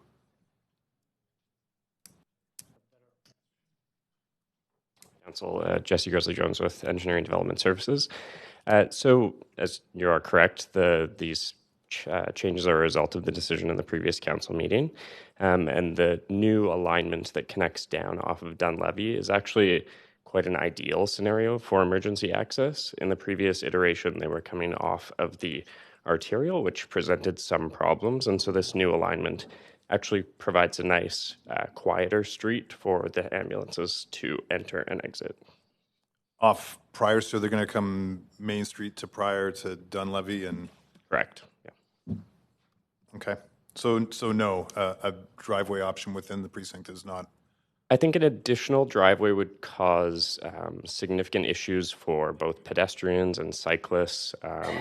Sort of having an additional egress into the site would pose other challenges that I think are confined when we continue to have it off one access point. Okay, so since you're here too, can I ask you about the Transportation Demand Management Plan, or is that not you? I'll pass to my colleague. Okay. I see that it's mentioned in Appendix B as it'll be a rezoning condition requiring a finalized transportation demand management plan, and it seems kind of incomplete right now in Appendix B. Can you tell us what that's going to look like process-wise? So Rosemary Draskovich with the Transportation Division. So at rezoning, we received a draft Transportation Demand Management Plan. This is a requirement for all large sites to provide. That's part of the Sustainable Large Sites Rezoning Policy. Because of the possibility for change at the DP stage, it is typical to receive a draft plan. So what was asked from the applicant was to sort of itemize what they anticipate that they would be providing for the hospital campus. So some of those things look like increased bicycle parking, bike maintenance facilities, improved end-of-trip facilities, priority spaces for car share, as well as marketing and wayfinding for the site. All those things were... Yeah, see, I saw 10 spaces for car share, which was sort of seemed low and was acknowledged in the plan as low. Yeah, so part of the requirement at the DP stage is to further refine the Transportation Demand Management Plan. So we've reviewed the draft Transportation Demand Management Plan, and since then have received a little bit more detail as to how they would provide some of these operational items. So we'd be finalizing and refining those at the DP stage. So part of that is, again, looking at 10 car share spaces and whether or not that's appropriate, but they would have to work that into their parking layout as well, which is also subject. So we could add, we could further tease this out. That's sort of all I need to know. DCLs, I'm totally running out of time. Got so many. So developer, I see on the DCL targets, I mean, I see that it's the Falls Creek Flats layered DCL and it's the citywide DCL. How are we going to offset some of the impacts on affordability, public realm, things like traffic calming and road infrastructure? If the Falls Creek Flats layered DCL, as I understand it, doesn't really help the downtown east side or Strathcona or any of the adjacent neighborhoods, it's strictly the flats. So I'm wondering how we're going to target some of these DCLs, because this is such a huge, as Councillor Swanson alluded, and as the neighborhood is concerned, this is a huge impact on affordability for this community. Michael Naylor from Rezoning. So there are 3 DCLs: the citywide, the utilities DCL, and the Falls Creek Flats. The largest rate that brings in the most money is the citywide one, and certainly that money can be spent citywide for improvements. So I'm thinking more local, though, than citywide. Within the Falls Creek Flats? No, within the downtown east side and Strathcona, and the impacts it'll have on affordability and public realm. Can we target these DCLs more directly? Well, the projects that are funded through the DCLs is through the capital plan process. So to the extent that there are projects brought forward for the downtown east side through that process, yes, it can be spent there. We're at the 5 minutes, but you can put yourself back on the list for after. Thanks very much. Councillor Weep. Yeah, mine's a follow-up on the transportation component of it. The new emergency entrance, you said it's better because it's going off a quieter street, but it's going on a commuter, right? It's going on a smaller street as the boat that we had recently. And so to me, I don't understand, because if you're coming from the downtown east side, you're going to have to go in front of residential houses and then back down. And so I'm just wondering why that was seen as the best alternative. Can I go up here? So the sort of identified issue with coming off of the arterial was actually entering and exiting directly onto what would be or would have been a large arterial 4-lane route.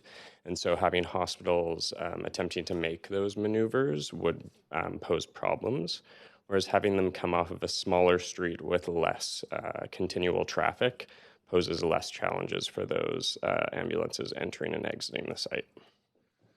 But they're now going to have to come down Gore, take a left, take a right, through past the Greenway. It just seems very...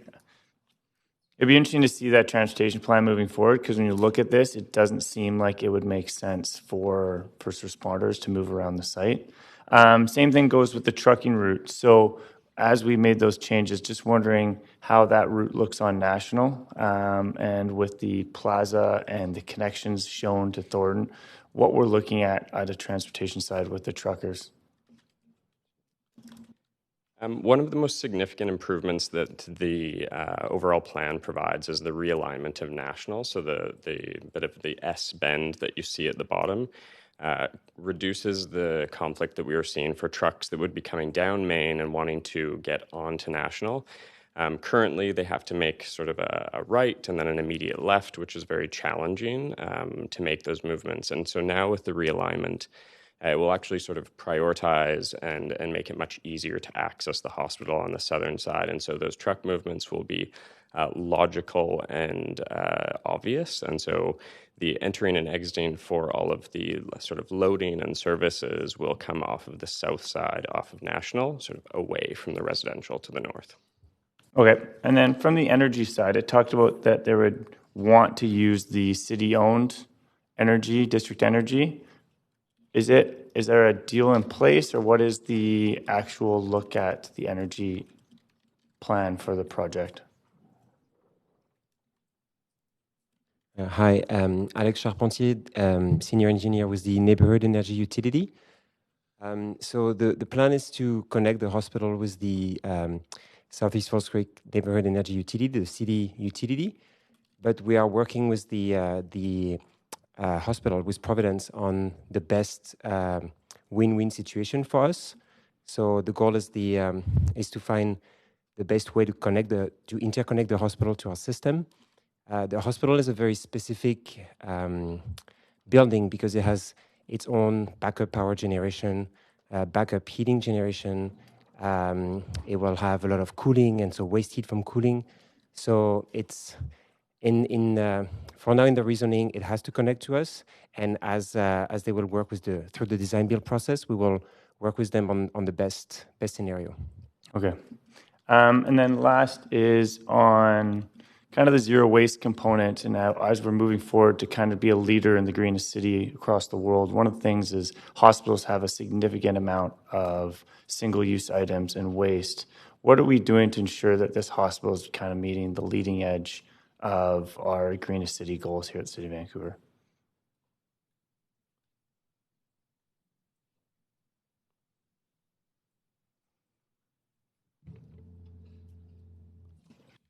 So the question is, what are we doing to meet zero waste? Well, I guess, what are we doing to meet kind of the city initiatives to really make this kind of the most leading edge hospital in the sense of reducing the amount of waste and energy and everything? Right. So on the energy front, as Alex shared with you, we do to get high ventilation rates and high air quality, we do ventilate a lot of waste a lot of heat. But what we do is recapture that heat and pump it throughout our facility and reuse it. So we're reducing our carbon footprint on that. In terms of single-use items and green initiatives, we align ourselves with the city and collaborate. Our group that Angie Wu, who spoke earlier, is from, the Energy and Sustainability, they have partners in the city and work with them to develop strategies to lower our waste in healthcare. Thanks very much. That's the 5. Put yourself back on if you'd like more questions. Councillor Kirby. Hi there. I've got a couple of questions, and I want to start by following up on one raised by Councillor Dominato that I had, and it was in your target populations, and I didn't see, for example, folks struggling with the opioid crisis or addiction. So I just wanted to get some clarity on the answer to Councillor Dominato earlier. Is that not identified as a target population? And what I heard from you is that not sort of substantive treatment on site, but rather referral or direction prior to folks consuming emergency services that might be best served and treated at a different facility or a different way? Is that what I'm hearing? No, sorry. So we up there, you would have seen that target population is around substance use, which is relating to opioid and substance addiction, and so on. Okay. The effort, rather than it's all part of the continuum of care around this particular entity health problem. And so we tend to see patients in crisis who it's somewhat undifferentiated whether it's related to substance use or a narcotic or opioid use, or it's related to mental health disorder. Sometimes it's a mixed picture. So the idea is that we tend to be the receiving zone for that. And we are working really hard to define how we manage that at the front door. That means that from an acute part of it, just the emergency and the stabilization unit, which is all at the front door, is geared towards that population, which is difficult to differentiate between substance use and mental health at the beginning. The second phase of that is kind of this sort of step down part of that is still within the hospital, and it's within that stabilization unit where there's teams of patients and teams of providers who are skilled in managing both. So it's not just one or the other. It's a matter of kind of really shared care around some of these populations, some of which need to be admitted to the hospital until they're well, and others can be discharged. And the discharge part means a really robust outpatient program. A part of the planning for the core hospital is a urban health unit, which is essentially outpatient or daycare, which allows access from the front, not from the front door, but from a street access, which is unlike other parts of the hospital. So there's a direct access into a large outpatient area where professionals that are skilled around both substance use and mental health are able to care for these patients. Okay, but sort of proportionally in terms of focus, less focus and sort of on-site unless there's that emergent need, but a goal to sort of get people into that community-facing care? Or I would call it, acute, complex, and the kind of stabilization care. Okay. And then the next phase is with our partners in the community. Okay, I appreciate the further clarity because I think that's very prevalent on everybody's mind with 3,600 deaths in the last 4 years. So That's really helpful. I want to switch gears onto another topic, and that's really around vehicle access for people that are traveling for use of services, whether it's continuum of care or emergencies, not by ambulance, but by their own vehicle. And I hear this a lot, and this sort of relates to some of the earlier questions around ease of access. So just want to get you to recap for me, if I can, access to private vehicles getting into the site for people utilizing services, parking availability, because we hear about this a lot, and even up here with the precinct off of 10th and the focus on bike lanes, that people like that doesn't work for somebody that is infirm or going for outpatient treatment and they just don't have the same physical ability. So can you give us a bit of flavor on the ability to serve people that can't bike or walk or aren't coming in an ambulance? Sure. So I think the new network provides a lot of redundancy and sort of available options to enter and leave the site.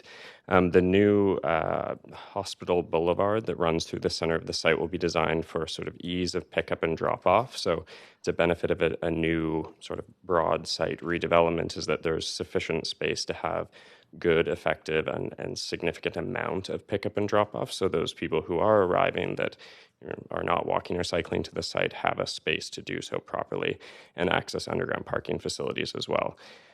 The other benefit is that for those who can cycle and walk, we are designing sort of safe and efficient intersection designs so that they can arrive at the hospital sort of by any mode as they are able. Okay, and ratio of parking or kind of inventory? Pass that over. Okay.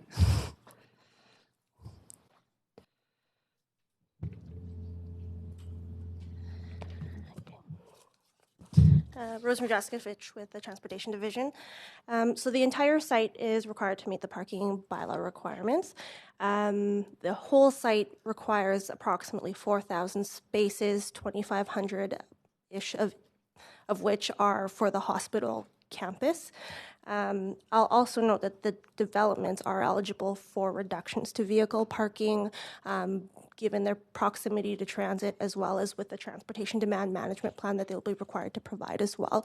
So they will be required to meet the parking bylaw and meet their anticipated parking demands. We'll also be monitoring that over time. Each development permit that comes in after this rezoning will be required to provide an updated transportation and parking study to monitor the supply of spaces and ensure that that's being provided at. Great. And quick follow-up, because you had touched on transit. So transit discussions related to transit access at or into the site? So they are proximate to the Science World station, as well as there are transit stops planned throughout the site as well. Okay, that's good to hear. And then the final question, I think I have time for one more quick one, just relates to, Council received some correspondence related to concerns that view cones are impeding the ability to build up and build necessary, and I looked at the different story heights on the models. Has that been a challenge in design, or from your perspective, is that restricting the ability to build sufficient floor space for service?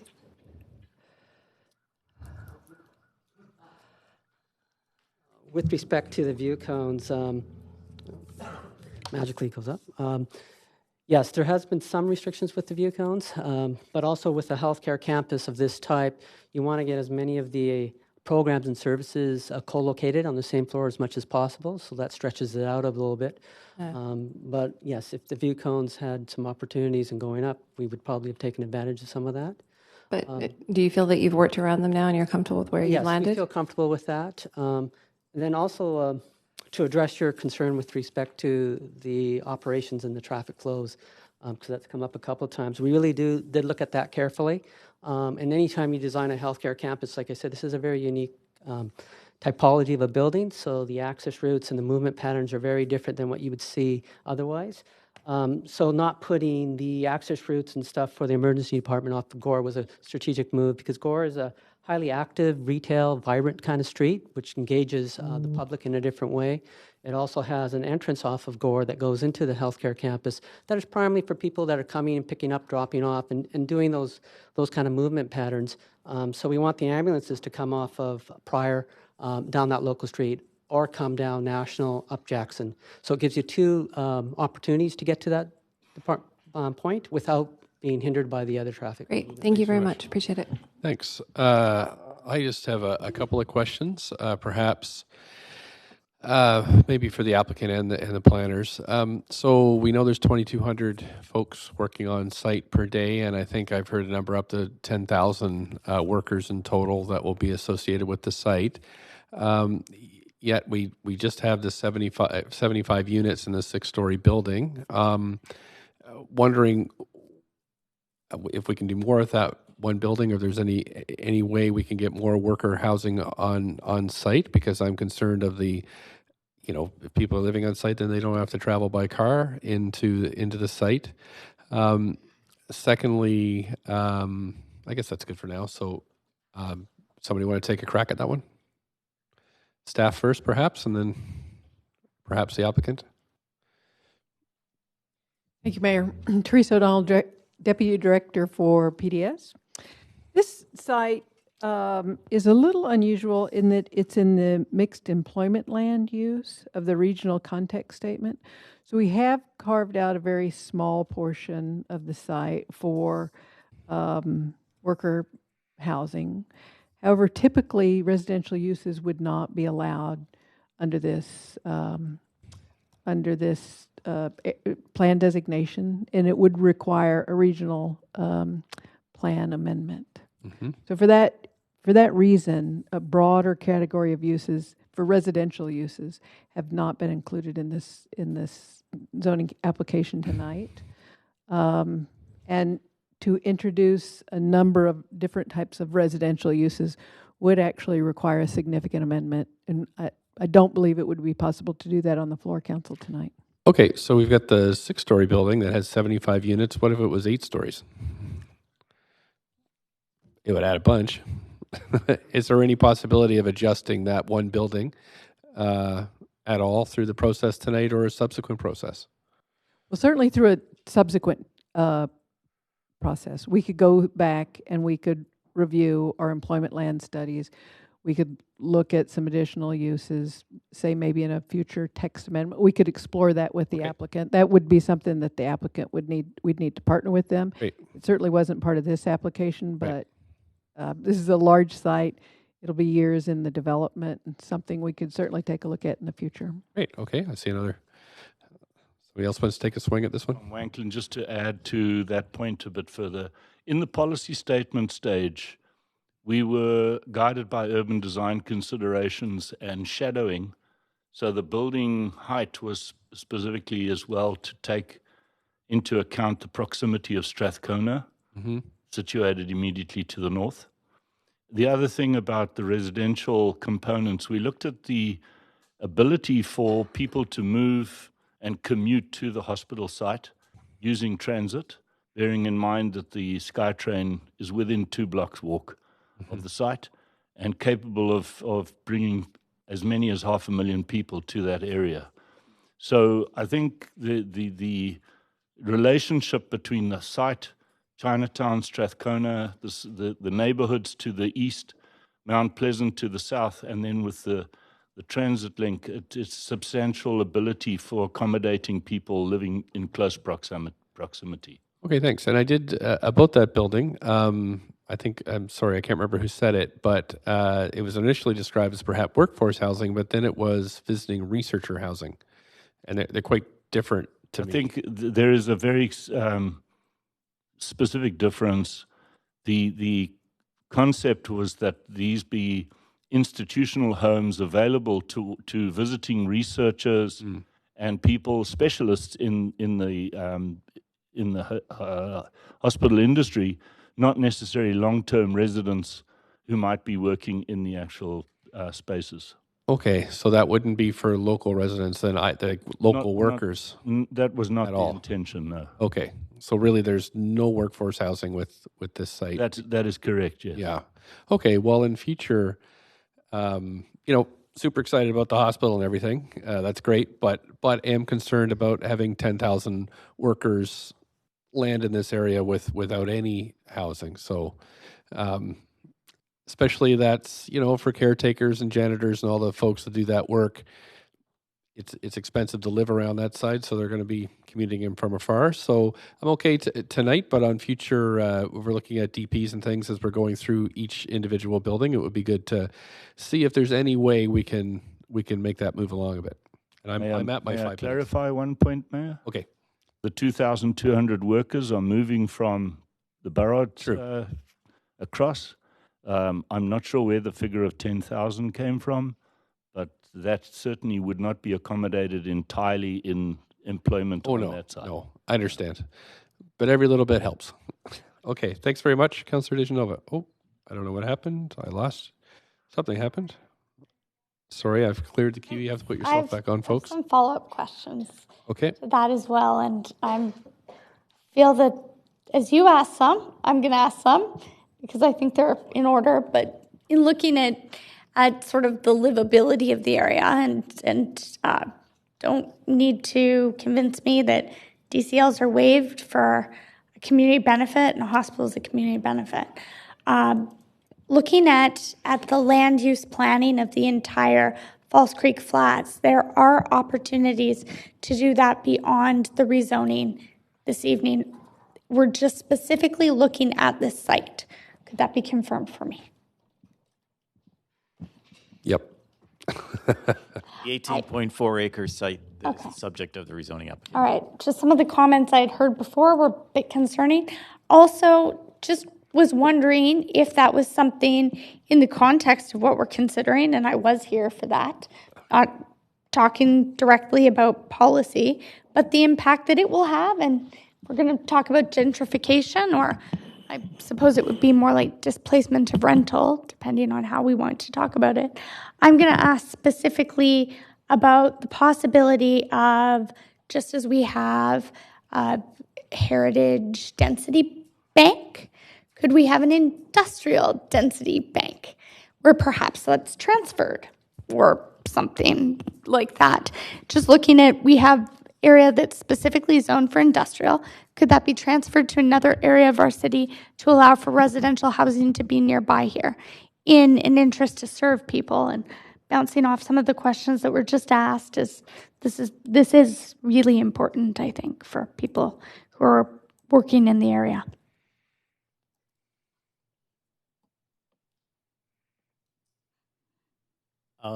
If I understand the question, well, the industrial we do something the industrial similar? lands are density for industrial uses, so I don't understand what would be transferred off. If we were transferring off, if for instance we had committed as a city to a certain amount of land for industrial use, and I'm not sure if there may be a policy somewhere where we have.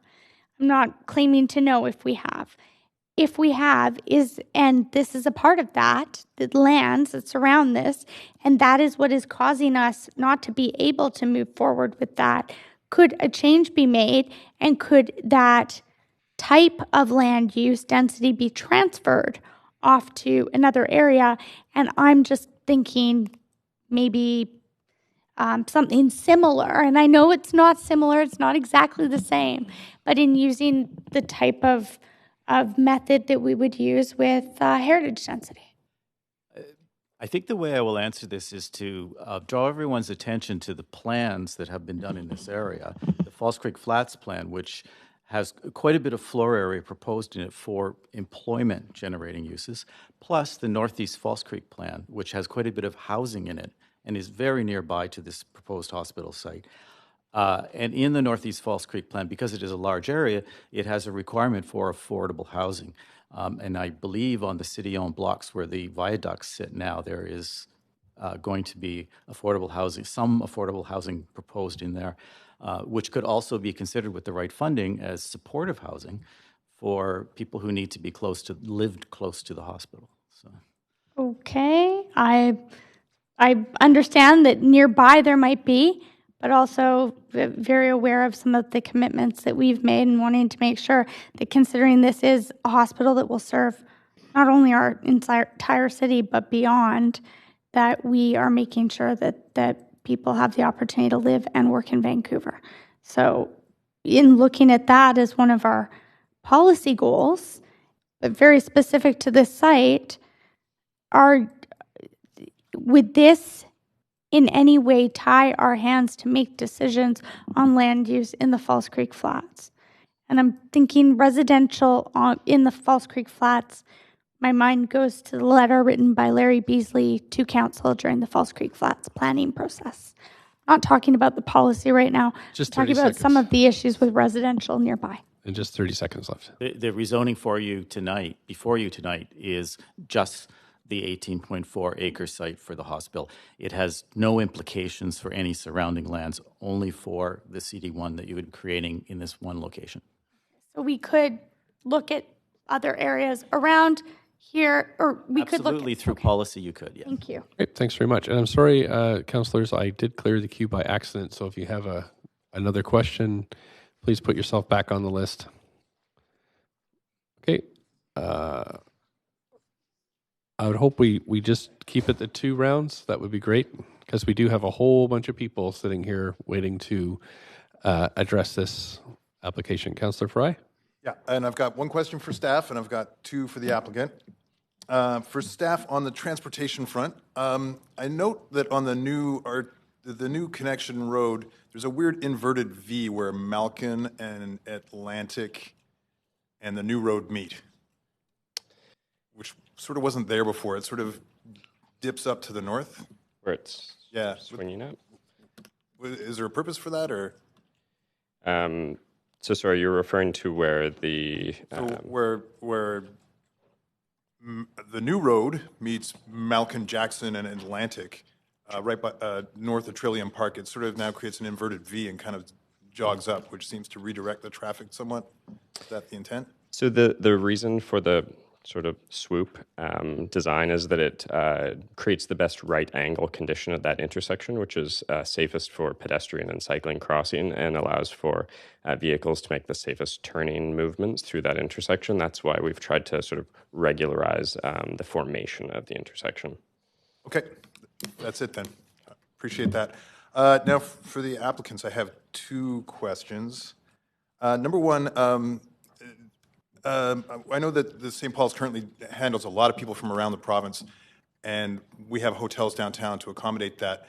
What kind of inpatients are we expecting for the hospital, and what kind can we accommodate them with the hotel that we're talking about building on site?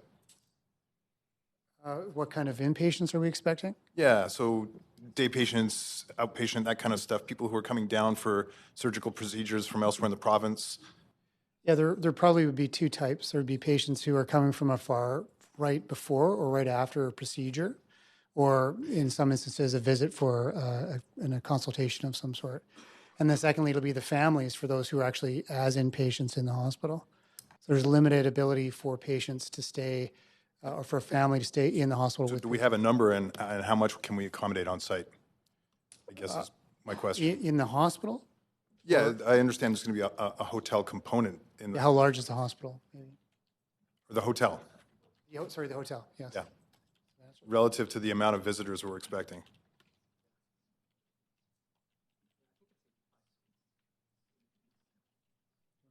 85 suites, so is the number. So relative to the anticipated load that we might expect, is that going to cover it? I don't know the answer to that. We could certainly get it for you. Okay, because I know currently around St. Paul's we have a lot of hotel stock, and we don't have that in this current location, and I'm a little worried about what that might look like.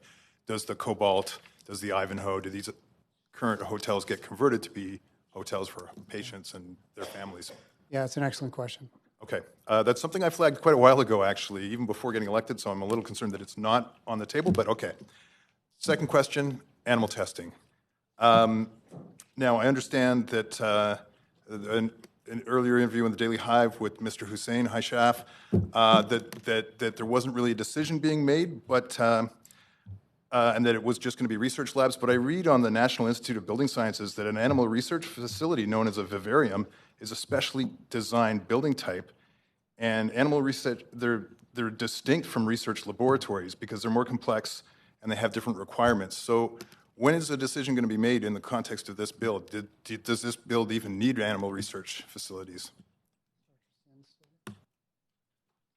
Dr. Welch.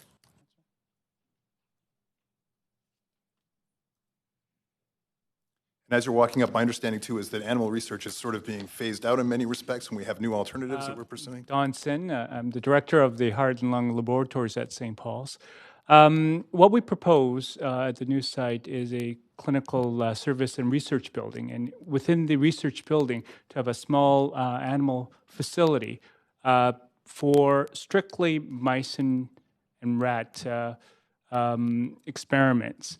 And this is, and increasingly, you're right, there is a phasing out of certain types of animal experiments. But small animal testing is crucial for us to understand some of the pathways and mechanisms of disease and ascertaining new therapeutic interventions that will assist thousands and millions of Canadians across the country.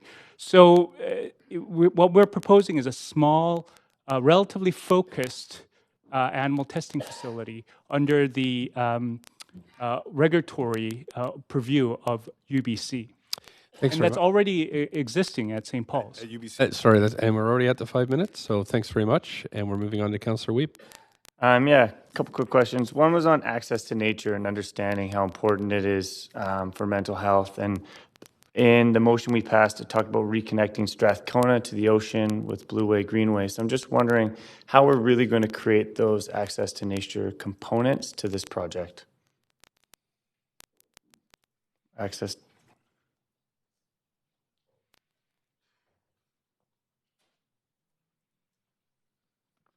Thank you. Kevin Spans, Development Planner. The applicant is proposing, and we are anticipating, a series of high-performing public open spaces. The Wellness Walk has been referenced in the presentation, and that's intended to be the thing that sort of ties into the existing pedestrian network in the neighborhood. In addition to that, the plaza is another sort of major sort of civic space, and whether or not that's necessarily a reflection of the environment or more a civic use is kind of up to future proponents. But what we're anticipating and what we're providing direction for in the CD1 guidelines is a very high-functioning, rigorously designed network of public open spaces, publicly accessible open spaces that tie into the existing park infrastructure and pedestrian infrastructure within the site. Okay, thanks. And then second one's on daylight. We've had studies now talking about the importance of shadowing, and obviously on parks and green space as well. And so there is some shadowing in this. I'm just wondering how that was kind of included in the design that we're seeing today. Is a reduction in shadowing on the current green spaces, and what we're looking to ensure that there is daylight to as many of the windows as possible.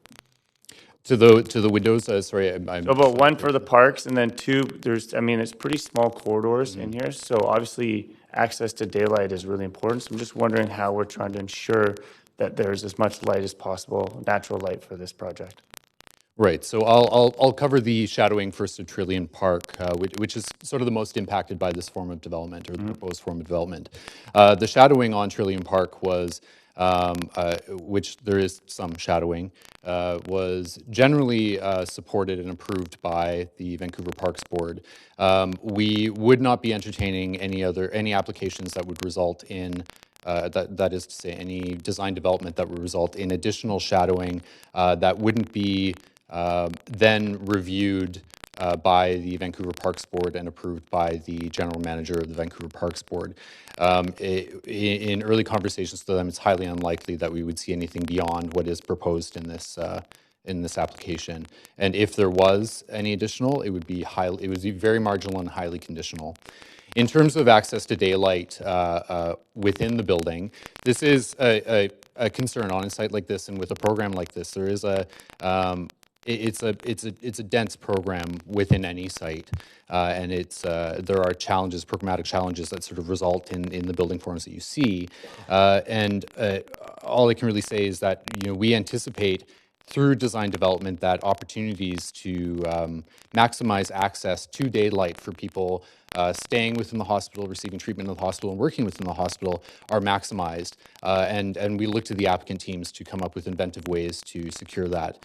What we're seeing here right now, as the applicant has touched on, is trying as much as possible to maximize views and access to daylight for people staying within the hospital by orienting most of the bedrooms to the north with views of the North Shore. Thank you. Thank you. Councillor Dominato? Thanks, Mr. Mayor. A couple of questions to the applicant and to staff. Councillor Farr already asked my question about animal testing. I did want to follow up on the question around the housing and the mayor's question around that. And just looking at page 13 of the report, the proposed form of development adheres to the height strategy in the policy statement with the range of heights as shown in figure 9. So my understanding that we couldn't go beyond the 6 stories that's contemplated there for the 6-story residential mixed use in the current policy statement. Is that, I just want to make sure I'm understanding clearly, just in follow-up to the mayor's question. So the housing is proposed for the north parcel, which has a 24-meter or 79-foot height limit on it. That's yeah, that's the way it is in the bylaw, and as Tom Wanklin explained earlier, it has to do with getting a transition down to the much lower Strathcona neighborhood to the north. It came about as a part of the public consultation process. Generally, we don't advise council to increase heights at a public hearing because we didn't advertise it that way. However, I will note that in my remarks, I said that there could be an opportunity to revisit this north parcel because we don't have the arterial to the south of it. So there could be more land available. And then at phase 2, as we look at that, we can also take the question of increased height out to the public and come forward with a text amendment that would achieve more housing units on the north parcel. Okay, thank you. It ties back to my question around substance use treatment, so thank you. On the subject of the hotel, will we get some better sense at a later date of there potentially more capacity? I think I heard 85 suites, but I'm just curious if that's something. 180. Thank you. I heard 85. And then a follow-up question on car share. Can I just get a clarification of the number of spots that be allocated for car share, and then also parking, which I'm going to venture is charging for parking. And I'm raising the question in the context of there's been increasingly concerns at hospitals around the province around people being charged, and they're there for an emergency, they don't have time to pay, they get tickets. Is there some consideration for having some parking that would not be, there would be no charge for it? And I think you probably know what I'm referring to. There's been cases of people have to say they're dealing with a medical emergency, they're there for several days with a family member who might be quite ill, and they forget to pay the parking. They don't. So I'm just curious if that's being contemplated as part of the. Hey, hello. So parking is Rhonda Louie with the redevelopment group. Parking is provincial mandated and handled element, so it's actually out of our ability to deal with respects to if it's charged or not. But we do offer at the front valet services. So if you come and you're in distress or you need to get out of your car and help somebody, we help with valet and make sure that the cars are looked after. Okay, but that would be a provincial conversation I should be having. If For the valet services, no, that would. But the other around the charging, yes, is not a pay parking. Isn't something that we have control of. Okay, and car share? I'm just looking for the clarification on how many spots might be allocated for car share. That's probably a staff question. I think the TDM showed 10 spaces, partly because we were just too early in the design to be able to address it and to talk to the car share companies and try to get the proper number that should be on site. So it was a number that was picked to say, yes, we want it, but we need to look further into what the appropriate number is. Okay, thank you. Thanks. Thanks very much. Councillor Kirby. Sure. I hadn't put myself on, but I did have one quick follow-up question and just ask it very simply. And that's really around, I think, people with the complex road access, getting their head around ensuring that the very basic premise of ambulances and emergency vehicles being able to get in and out. So for simplicity, can you confirm to us if there's been conversations with ambulance, police, and discussion around the route, and I realize there's been some changes with the route network, so this is relatively recent. But for the folks that are actually driving in to drop off patients, those first responders, have they been engaged, and do we have a comfort level with this kind of multi-turn route to get in and out? Yes, the simple answer would be yes. It's we've gone through an indicative design with user groups, and the emergency management group was a part of that, and we went through frequencies and access and everything, and they were very comfortable with where it was located and where it was put. Okay, that's really helpful to hear. I know that you would have it. It's important, but it's something that we obviously wanted to ask too. Thanks. Thanks very much. Councillor Hardwick. Thank you. I had a couple of follow-on questions from earlier. The gentleman that I spoke to that said that the buildings were going to go down to the glacial till, could I ask you, I've been reflecting on the groupings of buildings over there and the site coverage, and we've had quite a lot of talk about roads and green space. You've said that which buildings will go down to the glacial till level? Is this something that's going to be done, for example, from the hotel? And then what do we do about, again, I'm sorry, I'm still concerned about the land and the liquefaction fear. So which buildings would you in fact be going down? Not all of them or some of them, or what other mitigation is there for instability on the site? What other mitigation is there other than to remove the soil? Well, we've talked, it's not just, so are you saying that you'll be going down for everything down to that level? We're working on the planning of the hospital, and the hospital is located as far north as possible to take advantage of the geotechnical benefits of the former shoreline. So that will make the build less expensive in that area in the northern portion. The hotel, I don't know as much about. It's a future development, but I would imagine they would have to go through the same process of considering the elements, the soil conditions, and their form of development. And the surrounding land, roads, green space, again, where the surface where people are operating, if there was an emergency kind of event. Right. So you're talking about the resilience of the road network, or? So we will be looking at the new utilities that are connecting to the hospital and the roads that connect to downtown to being built to a resilient standard so that we do have safe access during any type of event. Again, the concern being liquefaction. The final question I had was for the gentleman that's from the proponent that was born and raised in the area. Sorry, yes, I'm sorry I didn't get your name. It's Jeff Pike. Yeah. Hi. Were you involved with this project right back to the beginning?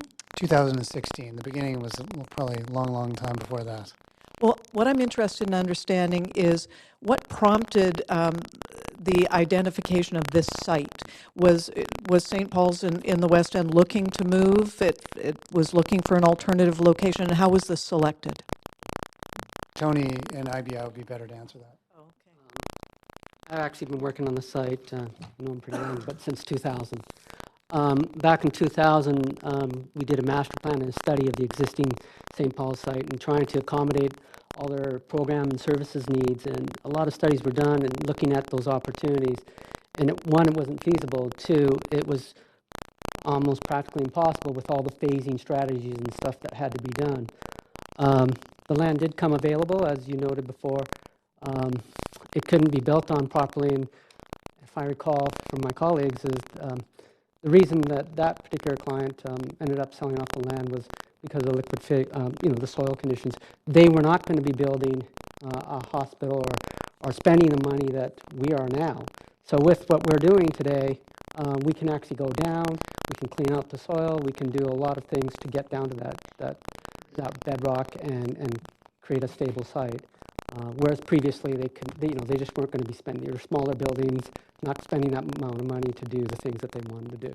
I see. So you were working with St. Paul's.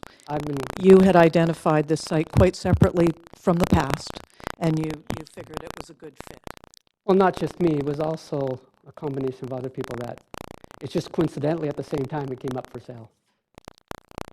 Thank you.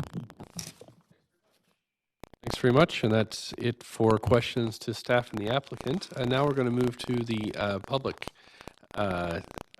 speakers on this, and thank you very much for your patience.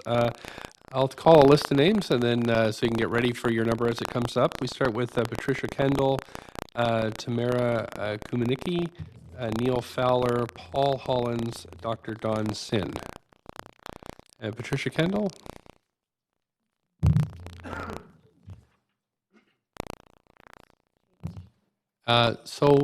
Right, and I believe you have a video you wanted to show us. I do.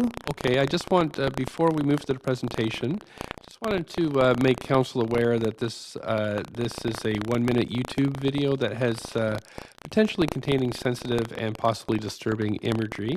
And so we as a group just decide whether we feel that's something we'd like to see. It is about animal testing, I understand. I was going to, so because I'm here speaking on behalf of a group, I have 8 minutes. So I was planning to speak for 7 and show the video for the last minute. Okay, right. And so I just wanted to bring this to council's attention. Just 1 second, please.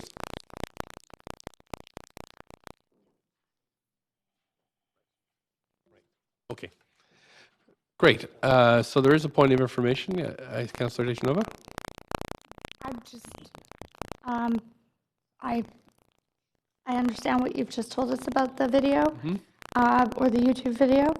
I'm not even sure what it's about yet. Animal testing. Okay.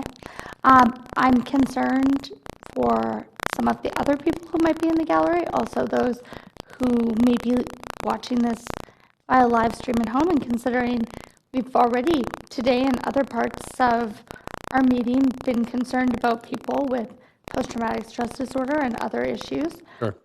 Just wondering if maybe there should be an opinion on that, or if maybe council could instead each receive the link and then we could watch it Sure. as Thanks evidence. Thanks very much for. Just asking. Okay, great.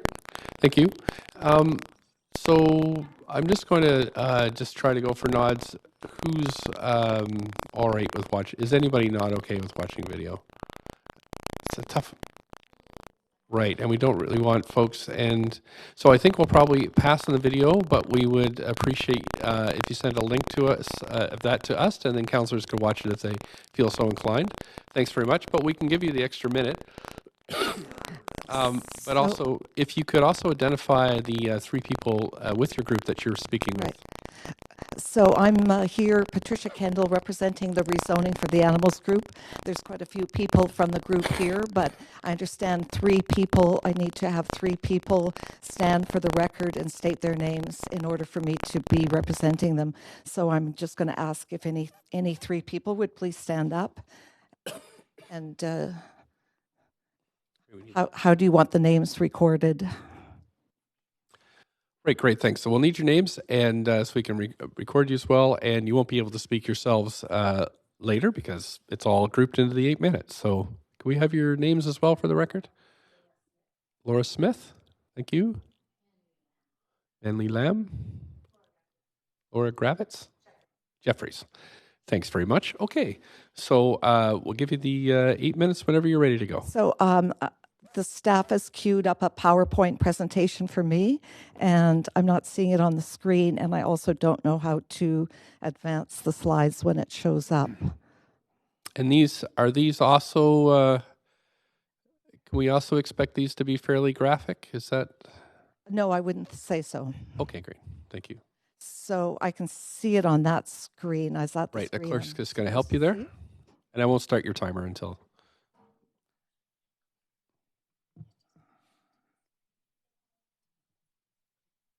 Yeah.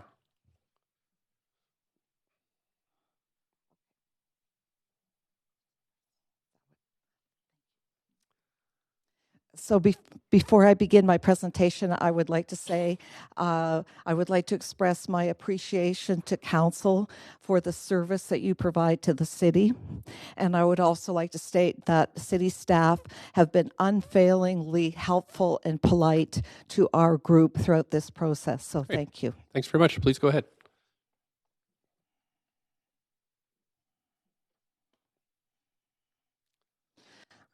So you're probably expecting me to say, I'm here to say animal experimentation is harmful to the animals. Well, yes, indeed it is. But I also want to really clearly make the point, animal experimentation is harmful to human health. So animal experiments simply... We don't have the PowerPoint up on screen. Here. Clerks? Is it showing on the counselor screens? It is not. Okay. Thanks. So animal experiments simply don't work. They have a 95% failure rate. So I will say, as someone who's pretty protective of my money, that if my financial investor wanted me to invest in an industry with a 95% failure rate, I'd say forget it. So there's a list of diseases here you can see: stroke, heart failure, diabetes, cystic fibrosis, Alzheimer's, cancers. These are horrible diseases that affect humans and, in fact, members of my family. All these diseases and more have been cured in mice. But after decades of animal research, there's no cures for these in humans. Why? Because they've been testing mice, not humans. So many drugs that finally pass animal experimentation, out of that 95% failure rate, there's 5% that finally pass. These have disastrous consequences for humans. So you only have to watch TV at night and listen to the list of side effects to know these drugs are practically dangerous to people. There's a list of drugs here. These were safe and effective in mice, but they were withdrawn from the market, not because of just undesirable consequences to humans, lethal consequences to humans. These were drugs that were on the market after animal testing. Animal testing also results in the rejection of useful drugs. The healthful drug aspirin, which is even safe for pregnant women, would not have been approved had it been subjected to animal testing, because aspirin causes birth defects in several species of animals. So this raises the question, how many other useful drugs have we lost over the decades that could have cured my family members, your family members, our loved ones, because we've been doing animal testing? Animal testing is slow and expensive. 10 to 15 years, $1 to $2 billion to bring a single drug to market. This is impeding progress in human health. This is a waste of money, taxpayer dollars and donation dollars. These alternative methods are faster and they're less expensive. You just have to look at the picture to see animals are the wrong model for testing cures for human diseases. This elderly woman and her condition of, let's say, Alzheimer's is not going to be cured by a guinea pig. There's too many biological differences. There's so many non-animal testing methodologies available. This little chip, which looks to be about the small size of a credit card, is a lung on a chip. So if you go online, you look, it was developed by the Wyss Institute. That lung breathes. So it breathes. There's so many organs on a chip. Canada has now got something called the Canadian Centre for Alternatives to Animal Methods at the University of Windsor, Ontario, and much of the information, I would like to give credit for the images, text, ideas in this, is from a TEDx talk that was given by the executive director of this center, Dr. Chandra Kasera, who has offered to actually fly to Vancouver and come and speak with you, Council, if there's ever an opportunity to inform you more about these non-animal methodologies. So 4 million animals in Canada, and the number's increasing year upon year. How many at St. Paul's? We don't know. There's no limits on the types of animals. There's no limits on the types of experiments. There's absolutely no transparency. If animal experimentation was as safe and caring as put out as said to be, then St. Paul should have an open house policy. Families come in, children love animals. Why not have open house? Families can take their kids to St. Paul's on a Sunday afternoon. The kids get to wear masks and lab coats. They'd love to dress up. Oh no, that's not happening. That's not happening. Despite what you might be told, There's no Canadian statutes or regulations that protect these animals. There is no BC government statutes or regulations to protect these animals. These animals are without legal protection. Yes, there's something called the Canadian Council on Animal Care. Well, what they make are guidelines. Guidelines are like recommendations, suggestions.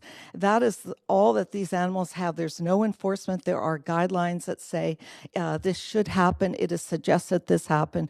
We recommend this happen. That Canada Council on Animal Care then delegates decisions to each institution's animal care committee. So each institution gets to pick its own people and create a committee of insiders that are making decisions about animals care, animal experiments, etc.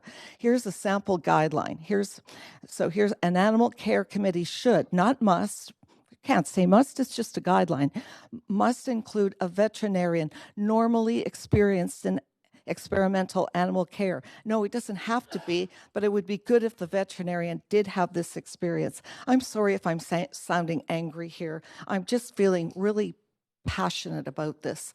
So the City of Vancouver, I'm standing here, our group is here pleading with you, urging you, please use this rezoning power to protect these animals. Here's your animal protection power under the Vancouver Charter. You have a power to deal with impounding animals, pounds, muzzling dogs, dangerous dogs.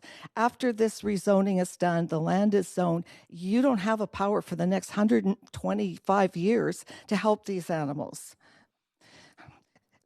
Don't believe these animals are not feeling pain. They might be given pain medication, but they might not, because this is right out of the CCAC guidelines, unless anesthesia and analgesia agents are supposed to be withheld as part of the requirement of the study. Yes, the study could require the animals to feel pain.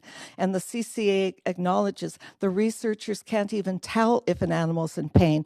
Some non-human primates, rodents, rabbits, may not show behavioral changes even when they're in severe pain.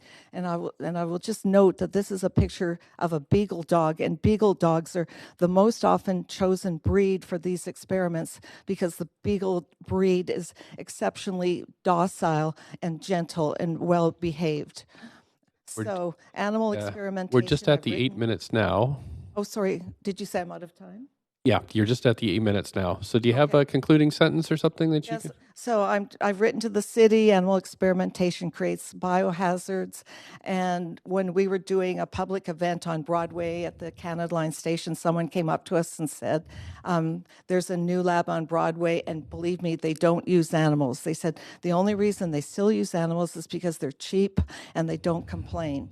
So I will send council the link, Great. that 60-second link, because you will see animals do complain. Great, and thanks very much for coming in today. Just so I can explain the parameters of this meeting, it's really, we're bound by law to consider the 18 acres here that is being broadly rezoned to bring a new hospital. We don't really consider policy at this hearing. Actually, we're not allowed to by law. However, we'll take all this information on board. But even if we wanted to, at this stage, there's nothing we could do under this hearing. This would be a broader thing that council would have to discuss at a different meeting. So it's a little confusing sometimes because we're in council chambers, but this hearing is really just for the model you see here, not really the operations that happen within the model, but really the physical form of the model itself and the broad and general use of the buildings. So very well, talking to the health authorities, they would be saying what they do in the buildings, and so I'd encourage you to also make this presentation to the province, who will be and making the information available to the proponent of this project, who will be operating Providence. May I just respond to that? It's not really a back and I'm a forth. retired municipal lawyer, so I understand that the public hearing is a bit like a court decision. So It is, yes. you guys are the judge in this case. So after the hearing, the judge may not make a decision immediately, but the judge certainly can't hear from one side without hearing from the other. So after the public hearing, council is legally bound not to hear from the public, and you will not hear from our group after this. Sure. We understand that, but you must not hear from anyone else about this issue either without sharing it with our group and potentially scheduling a public hearing. So my question just at the end is, are you saying we should not proceed with, so really we should not proceed with this rezoning at all, or should we proceed? What I didn't quite get that out of your presentation. We're in favor of laboratories, absolutely. But the entire hospital complex that's coming. Well, we're in favor of a rezoning that allows laboratory use, where the rezoning bylaw says permitted use laboratory, or in this case, Meditech uses, but without the use of animals. Okay. And that clarifies it for me. Thanks very much. Councillor Dejanova, do you have any point of information? I just wanted to note that, yes, although we are in a public hearing process, Yes. it's a question of mine. Although I understand the correspondence that we receive is publicly recorded online, we will receive correspondence throughout as long as it's sent through the proper channels. So people can send us emails that through a specific email address, has to go to all the council. It's in the public record. But if they don't speak here tonight, Drifting off a point of information. my question is there was a statement made that I'm concerned legally we could be held to if it wasn't corrected, whereas we can't hear from anyone else unless they share their information with this group. I just want to clarify that everything is shared publicly through the public correspondence, but we don't have to take it upon ourselves to share, nor can we. That's right. Is that correct? Yeah. So thanks very much for your time here this evening. I don't see any questions for you on the queue, so we'll move on to our next speaker. And thanks again for coming in and representing your group. We have Tamara Kumanicki. I hope I have that correct. You don't, but it's okay. Okay, thanks. Tamara Komaniecki. Komaniecki. Wow, Nobody I was gets way it off. right. Okay. Quite all right. I have and no then Neil graphic Fowler video. after that. I don't need to warn you about anything. Okay. Good evening, Mr. Mayor and Council. My name is Tamara Komaniecki. I'm a St. Paul's patient, and I'm also a patient partner at the hospital. I also sit on the Ministry of Health BC Patient Safety Quality Council. So this is an organization providing system-wide leadership to efforts designed to improve healthcare delivery in the province. And I fully support the St. Paul's rezoning application. I am a journalist, a communications specialist, and a business owner, and I would not be able to do any of this work without my care team. I've had a complex chronic illness for 41 years, rheumatoid arthritis, that is. It affects nearly every joint in my body. I've had treatment including 14 surgeries to deal with damage in my joints over the years, some in another country, some in another province, and some in other hospitals in the Lower Mainland. 6 years ago, I had a hip replacement at another hospital in Vancouver. Now, physically, this was a very successful surgery, but emotionally, my experience was anything but. So when the condition of my right shoulder deteriorated significantly a few years later, I was really lucky to be referred to Dr. Jeff Pike, who you've heard from tonight. This was my first introduction to St. Paul's, and it was a hospital that I'd driven by countless times without giving a second thought to. So after having my right shoulder replaced by Dr. Pike, and then other surgeries from his orthopedic colleagues on my left ankle and my right hand, unless I have no choice, in the future, I will only ever seek treatment at St. Paul's Hospital. The respect, the care, and the consideration for patients and families at this hospital is heartwarming, and more importantly, it is genuine. Healthcare in general is moving towards a more patient and family-centered, trauma-informed approach, and St. Paul's is taking a leadership role in this movement. And I know this not only from being a patient there, but from being involved as a patient partner. I sit on more committees than I can count, including planning committees for the new St. Paul's. I'm given the opportunity to share the patient and family perspective based on my years of experience as a user of the healthcare system. So my opinions and my experiences and my ideas are not just considered and thrown away by the people planning the new hospital, but they are advanced forward.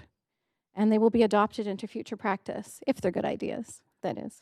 This is so incredibly empowering for me as a patient when I'm used more to being shuffled along from appointment to appointment, and from wait list to waiting room, and having medical treatment done to me and not with me.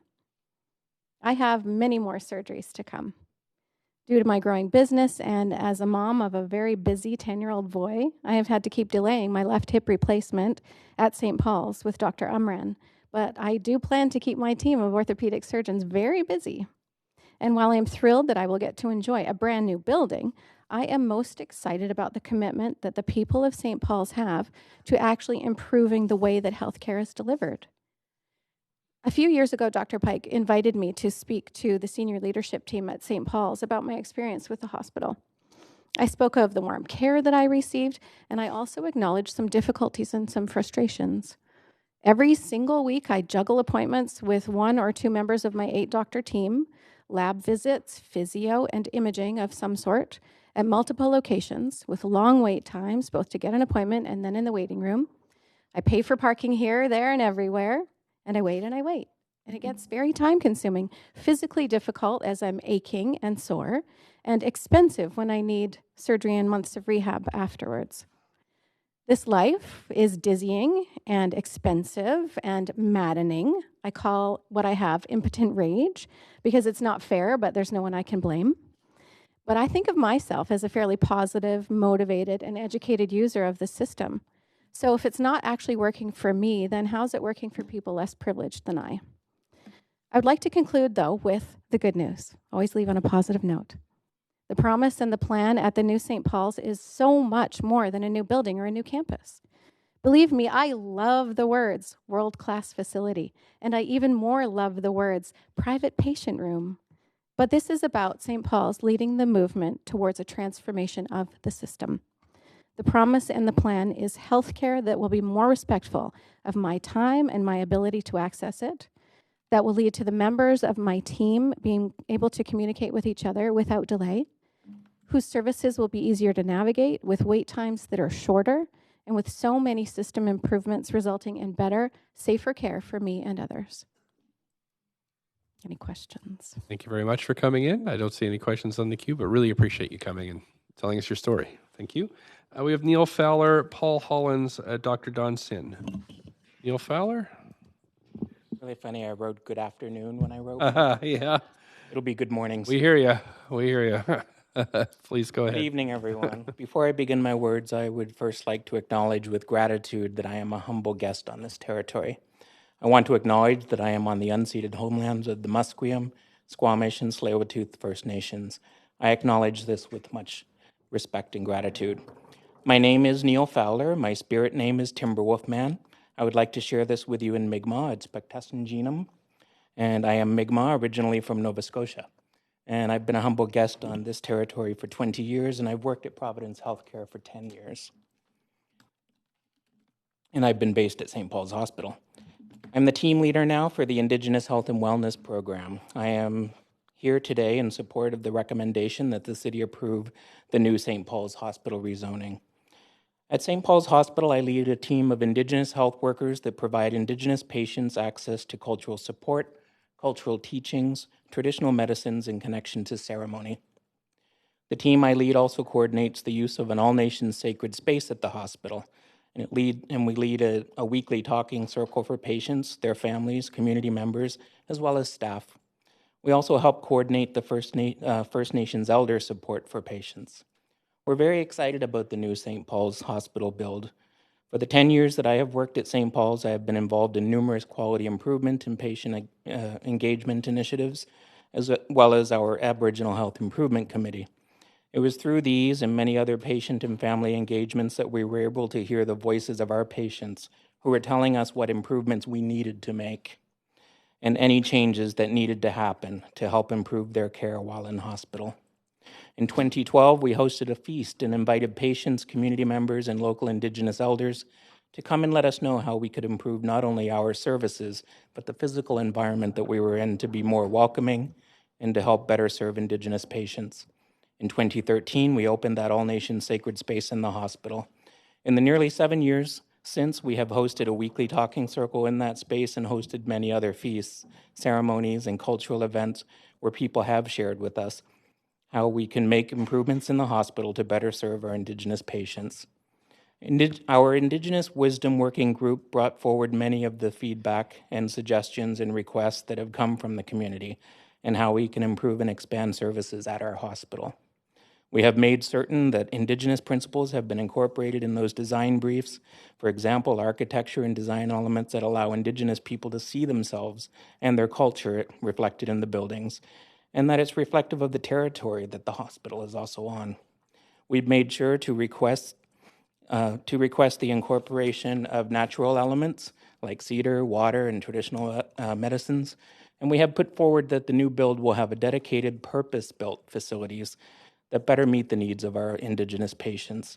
Some of these include a much larger all-nation sacred space, which will also have access to a commercial kitchen facilities and an enclosed traditional medicines garden, and potentially a space dedicated to sweat lodge ceremony. Not only have we outgrown the spaces at our current hospital site, but we hear from Indigenous patients how often our current hospital resembles a residential school. We cannot and do not ignore this fact. We know this to be true, and we have done much to help change this where we're able. There's only so much we are physically able to change in our 100-plus-year-old red brick and mortar building. A new hospital build will give us the opportunity to accomplish this. I'm incredibly proud of the history of my organization. I'm inspired every day by the amazing work not only of the Indigenous health team that I lead, but of all of my colleagues and the incredible work that they do for our community every day. I'm very excited about a new St. Paul's that will help us to continue and expand on the services that we provide for future generations. I urge you to approve the rezoning application so that there's no delay in undertaking this visionary redevelopment. Walaliok, Haichka, OCM. All my relations. Thank you very much. You do have a question from Councillor Wiebe. Councillor Wiebe, up to 5 minutes. Yeah, thank you so much for coming. I got a couple questions here. Sorry. I was trying to first get away. one, yeah, I know. Thanks a lot for speaking. The religious element of the hospital, and you talked about the residential schools. How do you see that playing out to ensure that people feel, from all backgrounds, feel welcome when they enter the door of the hospital? Sorry, can you repeat that question? I guess from the religious element of the hospital and from your point of view, recognizing that you're trying to make the most inclusive space possible, how do you see that playing out, and mostly when we're building a new hospital here? Well, I think the redevelopment plans that I've seen thus far have been really great at making the spaces really welcoming to all people.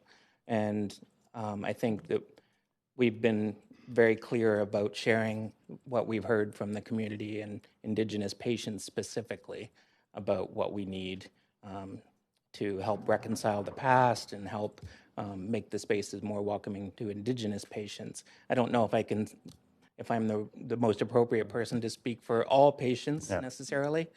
Okay, and on that Indigenous one, and you talked about the land and the waters, and this is a really critical wetland for our local First Nations, and there was a village just to the right component of it. I don't see a lot of that connection to the land and the waters currently in the design, but can you explain what conversations you had to ensure that the site really reflects the importance of the land and the waters of the site? I'm definitely not the most appropriate person to answer that question. No. I'm not sure if one of the... No, but from yourself, have you had conversations from the Indigenous lens on really ensuring that the hospital has that connection to the land and the water? It's just your own experience. It's your own experience. So if you...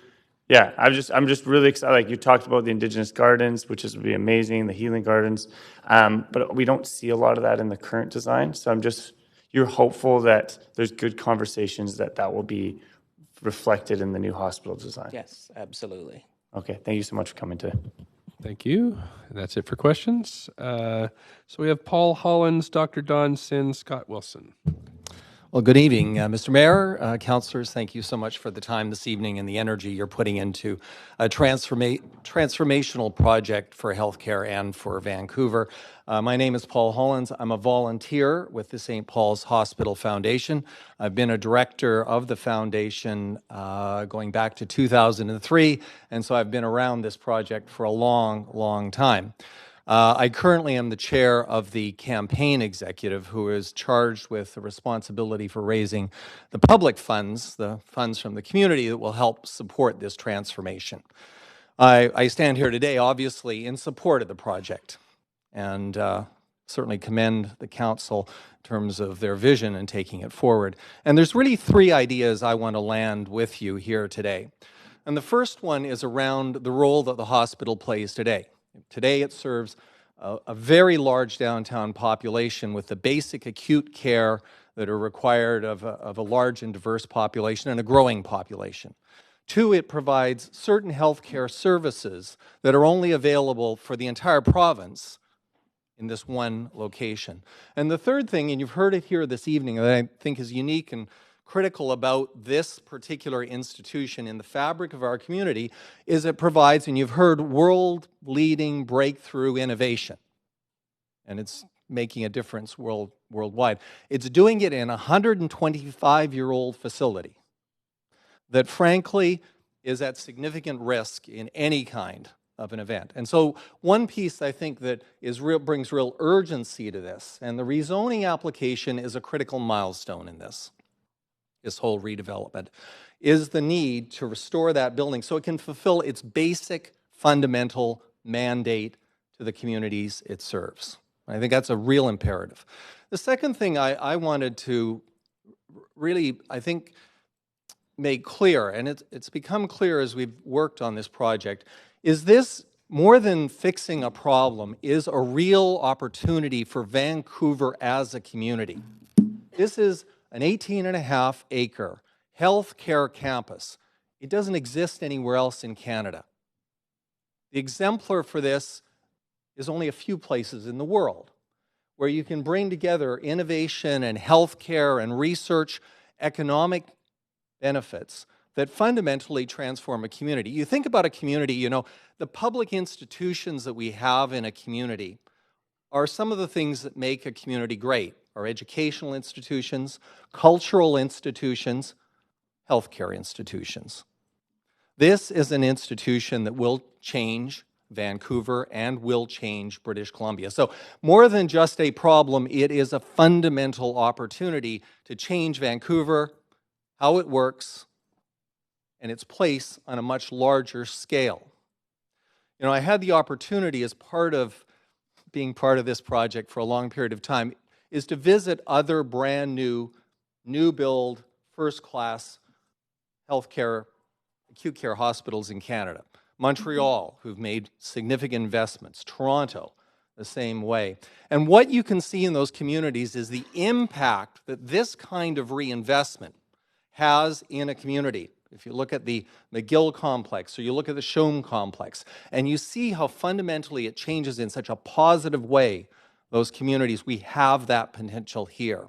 And so what I really encourage us to think about is what difference this makes to the community that we're all trying to build. I think the third point I'd like to make clear is I've had the opportunity to talk to hundreds and hundreds of people in the course of undertaking this campaign. And what I continue to get is an incredible sense of excitement and commitment to what this can mean. And people want to get on board. People want to make a difference. And if anything, that's evidenced by their commitment to the campaign. You know, we have a campaign target of $225 million. That is the single largest hospital fundraise ever in Western Canada. Today, we're 75% of the way there. And the short and the long of it, that's the community voting with their dollars for something that they think really makes a difference. The project has been around a long time. Rezoning is a critical element of moving it forward. I'd really implore you to act with urgency to move this forward. The sooner we can make it happen, the sooner we make a difference here. I really appreciate your time. Thank you very much for your time. And there is a question from Councillor Dejanova. Thank you very much. Thank you also for refreshing my memory on some of the support and not just recent support. I know that it's been long there's been a lot of support over several years for St. Paul's Hospital.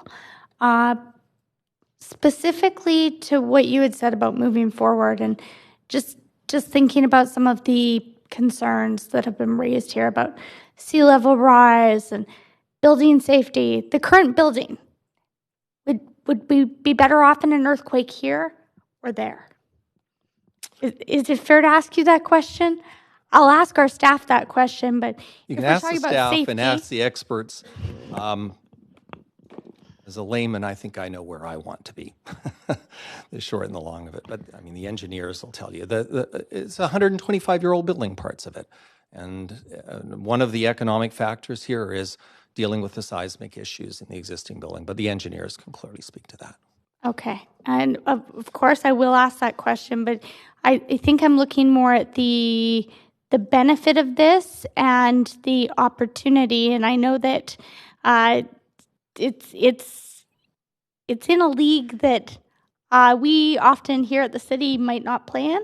For instance, I know that it took us 12 years to get a senior center built for $7.5 million, and the costs were $10 million, and then the funding kept running away if we didn't move faster. Do you have a concern that if we don't move forward with this, that there could be some concern about funding?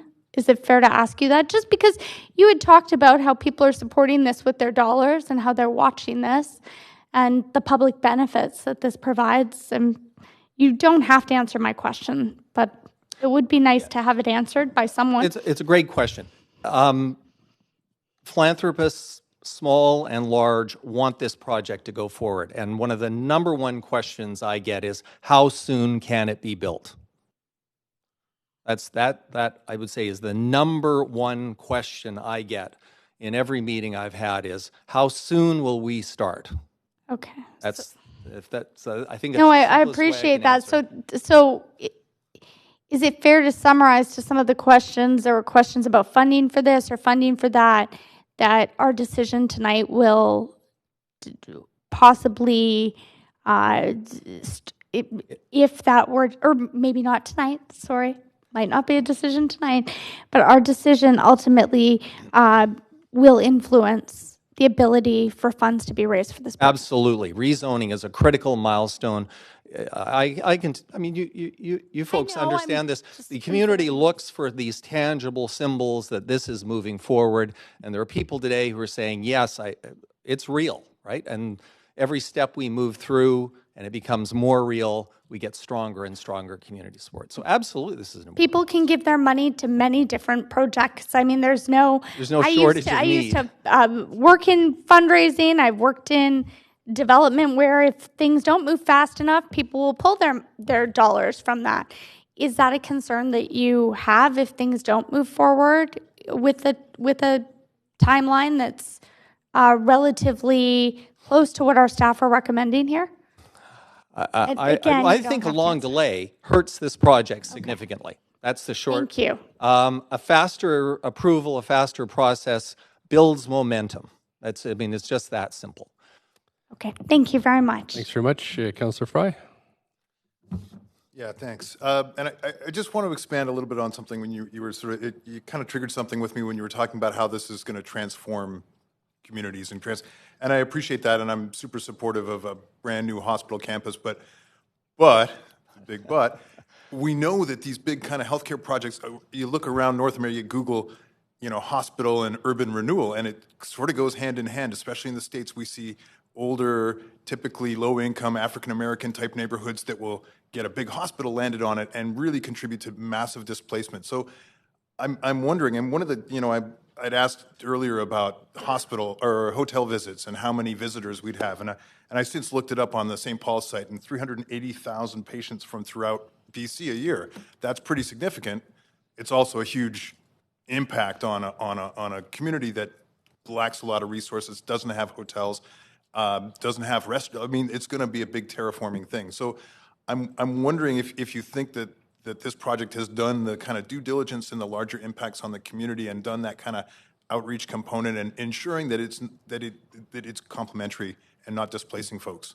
Yeah, well, I'll let the experts who've managed a lot of that consultation speak to it, but I can give you an example. And so if you looked at the new hospital in the west side of Montreal, and you look at how that neighborhood has started, this is just observation, I would say net, overall, that neighborhood has gone through a very positive regeneration. And so, and I don't mean gentrification, and that's just observation, and I, through my work, have visited Montreal for a very, very long time. And so they've taken a brownfield site and I think done some marvelous things that have net improved the fabric. Will this do it? I mean, the experts have a big piece of work in terms of mitigation, I think, and managing. Well, and so obviously, you know, the downtown east side has one of the most health challenged populations in the region, and this will be a huge benefit in the delivery of healthcare.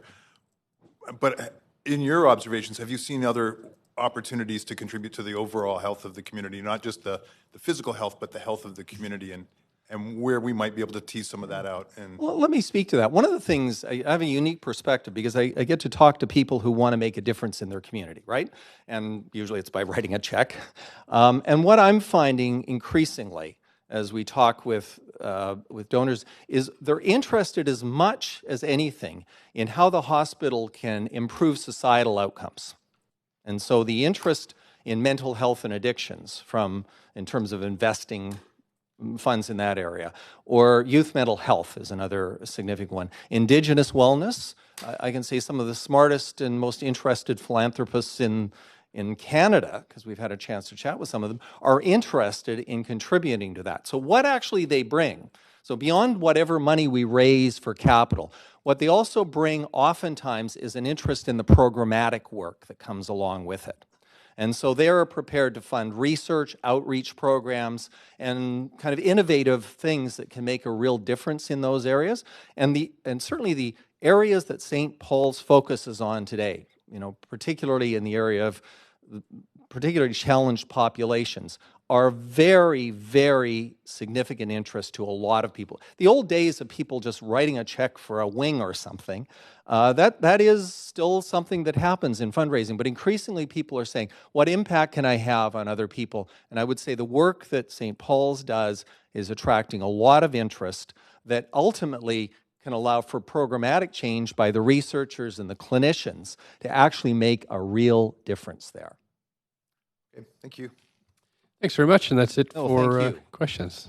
Thanks again for coming in. Just to remind Council, we're at 5 to 9, kind of creeping on a 12-hour day, and we've got 1, 2, 3, 4, 5, 6, 7, 8 speakers left, and again, a big decision ahead of us. So just wanted to flag that for you as we move on to Dr. Don Sin, Scott Wilson, and Jeff Vopney. Thank you, Mr. Mayor. Don Sin again. I'm the director of the research laboratories, and I'm also a clinician at St. Paul's Hospital in pulmonary medicine. I just wanted to speak briefly about the impact of research and innovation to St. Paul's and to the community at large. And I'll just give a couple of examples as to illustrate the importance of research and innovation to St. Paul's. As mentioned previously, 20 years ago, cardiac surgical floors were full of patients waiting for open heart surgery for heart valve. Now, with the advent of percutaneous heart valve replacement, which was pioneered at St. Paul's Hospital by Dr. John Webb in 2005, this has now become a day procedure, and even high-risk patients are able to undergo this and experience tremendous benefits for their health. A second example is with HIV and AIDS. 1995, hospital wards were full of young men and women with end-stage HIV/AIDS disease. Now, HIV/AIDS wards have closed completely at St. Paul's Hospital. And why is that? Because of the innovation that was generated at St. Paul's Hospital and started in 1995 and continues to this day. And in fact, in British Columbia, there is no longer maternal fetal transmission of HIV. That has stopped. So no baby will be born in this province with HIV ever again. Why? Because of the innovations at St. Paul's Hospital. St. Paul's has done other things. We've discovered a gene for asthma. And in the new St. Paul's, we're no longer talking about therapies for asthma. We're now whispering cure for asthma. And why? Because of the innovation that has happened. And why is St. Paul so special in that regard? Because of this tight integration between patient care and research and innovation, which go hand in hand. And that's why you see in front of you this complex that puts patient care and research innovation in the same campus at the same time. And you have clinicians going back and forth from the clinics to the bench and discovering novel therapies, novel ways of delivering care.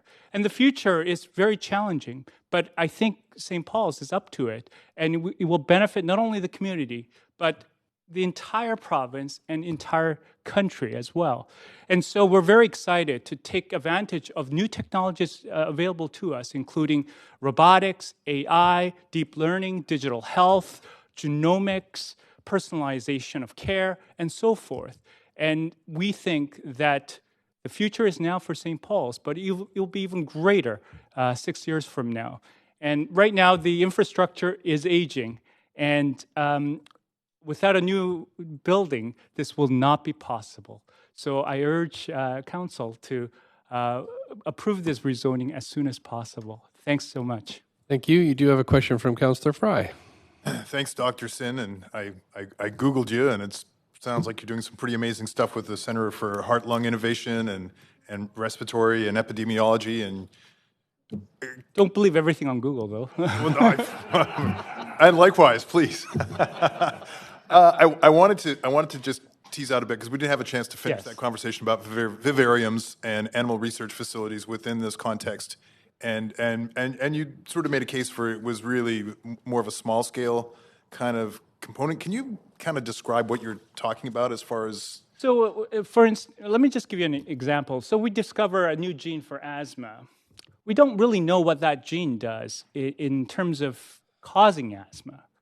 Now, in humans, we wouldn't be able to do the kind of experimentation that's necessary to understand how that gene turns on a certain pathway that leads to asthma. So we would take rodents, usually mice, what we call transgenic mice, change the genes or convert the genes in question and look at whether these mice develop asthma or not, and what is the pathway. So that's the kind of experiment that we do. Let's say in HIV disease, there's a new therapy, or in opioids, there's new therapeutics to prevent opioid addiction. Well, how would we know that that actually is safe and works in humans? Would you like to go straight from the lab to the humans? Of course not. You would have to do some testing to ensure that A, it's safe, or safe as it can be, and B, that there is an efficacy signal, strong efficacy signal. And you would use, in our case, small animals, usually mice, to understand how these new therapeutics may work in humans. So those are the kind of focused experiments we would do. So now, understanding that there is a full vivarium at the University of British Columbia that handles and experiments on tens of thousands of animals annually, do we need another one at St. Paul's, or could you use the existing facilities at UBC? And we have somebody from UBC who can speak more in detail on that. But there's only finite capacity, even though you say there are tens of thousands of animal experiments that are done at UBC, but there isn't sufficient infrastructure at UBC campus to deal with it. And secondly, even though we're doing animal experimentation, we want to integrate it with the kind of human research and patient care that we're doing. We don't want research to be totally disconnected from patient care or patient issues. Otherwise, there is no need for this kind of campus. Okay, and I see you have other questions, so so does this St. Paul's campus require an actual vivarium, or you were sort of saying that it's more just a smaller scale laboratory? We're not talking about an animal research center per se? Well, I think we're sort of parsing words there, but we do need an animal housing facility and in a place where we can do animal experimentation. But our intent is to do only rodents, small animals, and nothing bigger than that. Okay, so where I read that the National Building Science Association really says that it's quite a different thing, you're saying it's not. Different thing in what sense? In terms of vivarium? McClary? Yeah, in terms of, and maybe... Ian, you want to speak on? Nope, it doesn't work like that. Okay. Thanks. Anyway. Actually, although I find this really fascinating, we're getting so far away from the decision at hand here, which is deciding on this hospital complex. And it is 9 o'clock. We've been here for 12 hours. This is a huge decision, and I'd really like council to rein in their questions to whether or not we're going to approve this general project. Thank you. Okay, it is a conditional rezoning, but okay, yeah. That's fine then. Okay. Thanks. Councillor DeGenova. Thank you. I really appreciate that. But that being said, I don't think that I can feel sorry for myself, considering I know that doctors work even longer hours, or hospital staff work even longer hours, perhaps, than we sit. But they're not in a quasi-judicial body that has to decide That's true. on it. Right. But surgery might be just as important. But I do agree. And I think that in looking at the policy side, let's put that off, because although it may be a conditional rezoning and conditional use, concern that maybe we're not asking the same questions when there could possibly be these same issues in other facilities. So my question to you is, you spoke to some very important, not only life-saving, but I suppose renowned reasons that St. Paul's is known as a leader in healthcare, and as you had said, in maternal fetal medicine.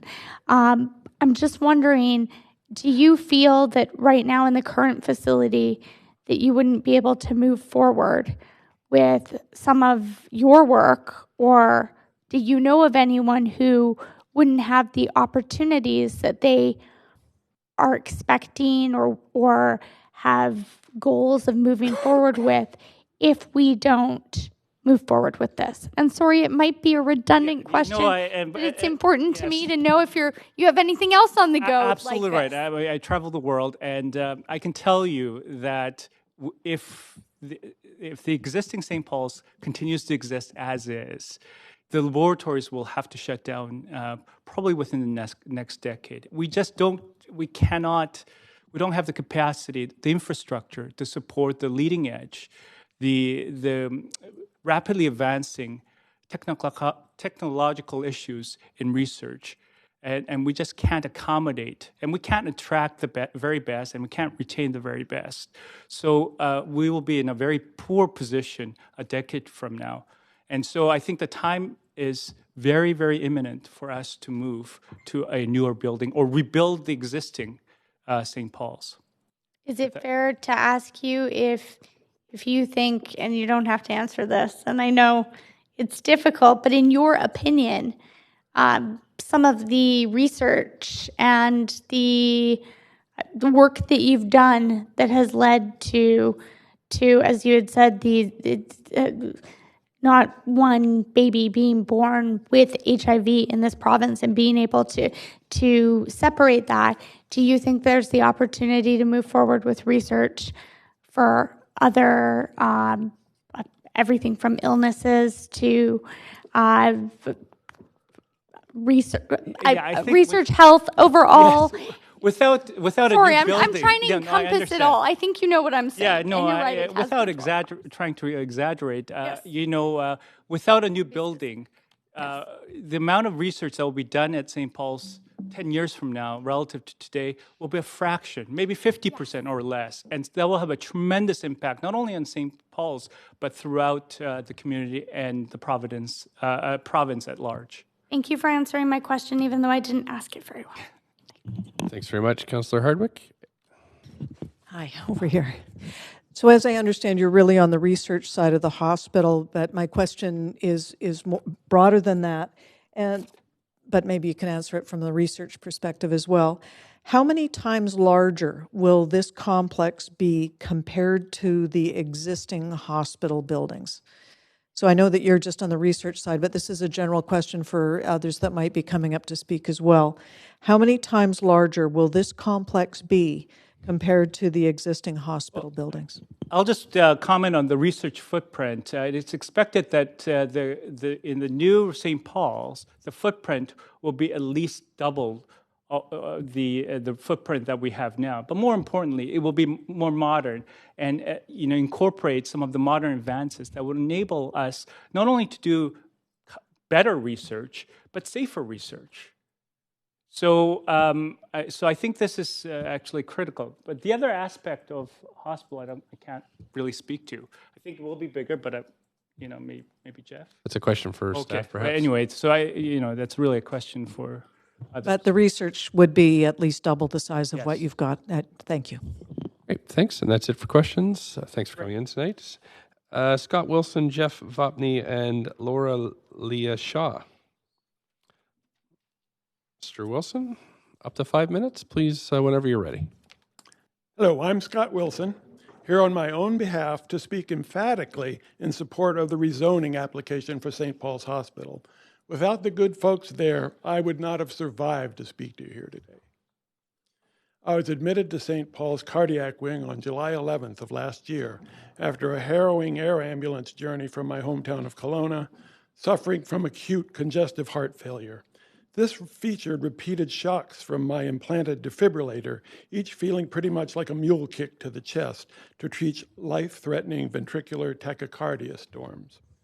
A treatment plan was quickly formed by the electrophysiology team to perform a series of cauterizations on certain areas of my heart to settle the rhythms down.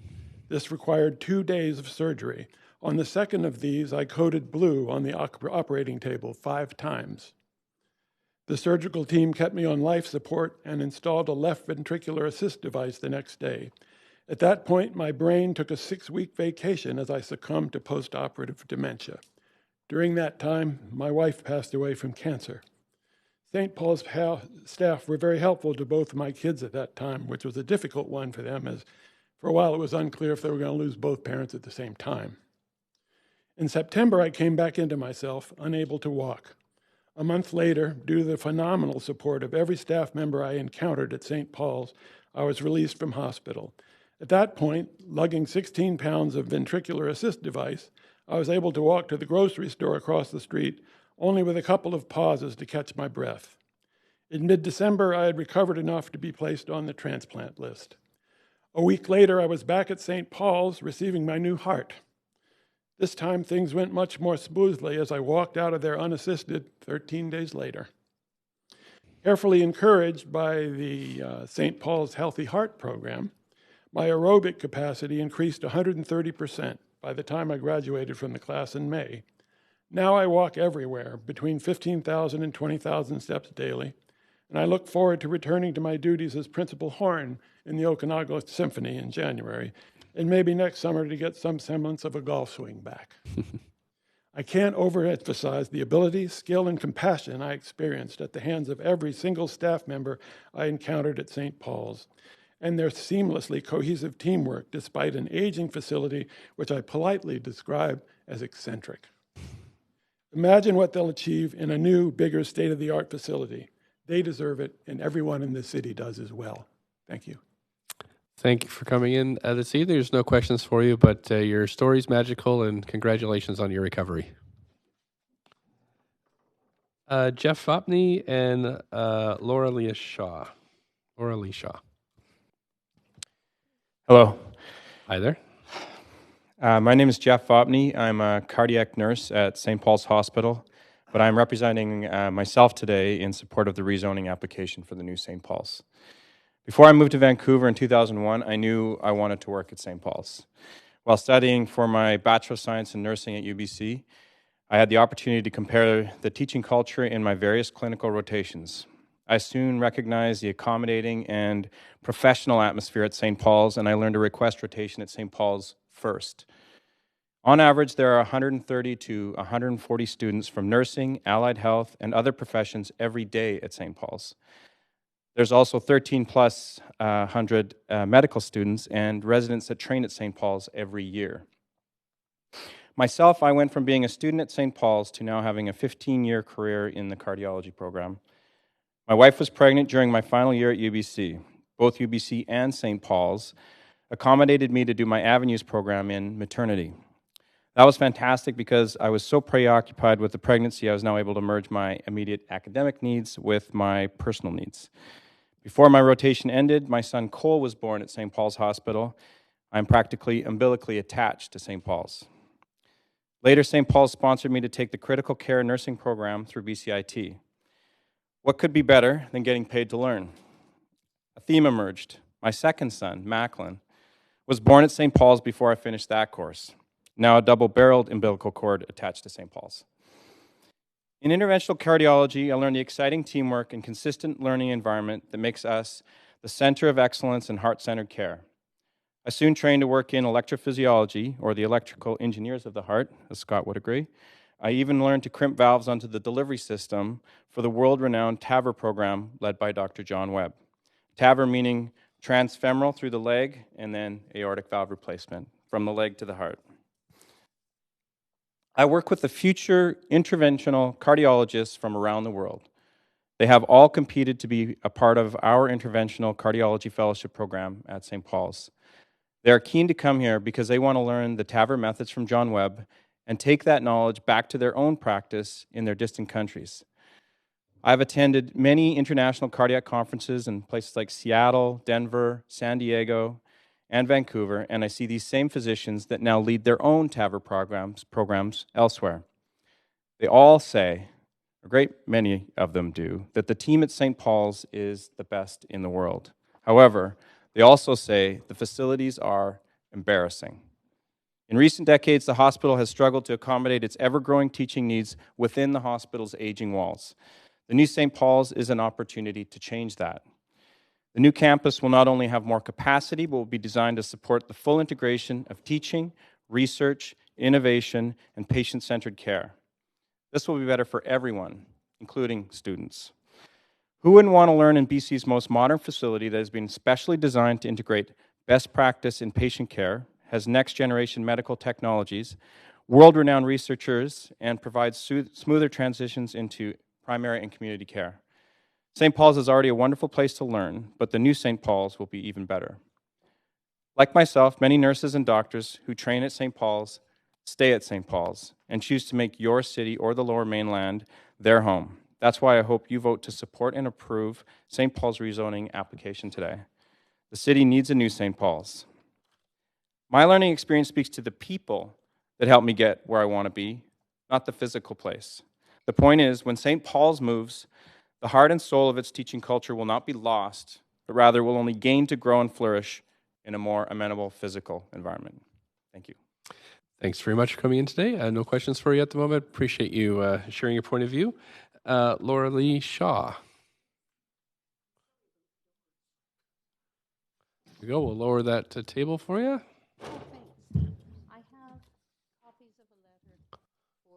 Okay, we can. The clerk will come and get that from you. Thank you.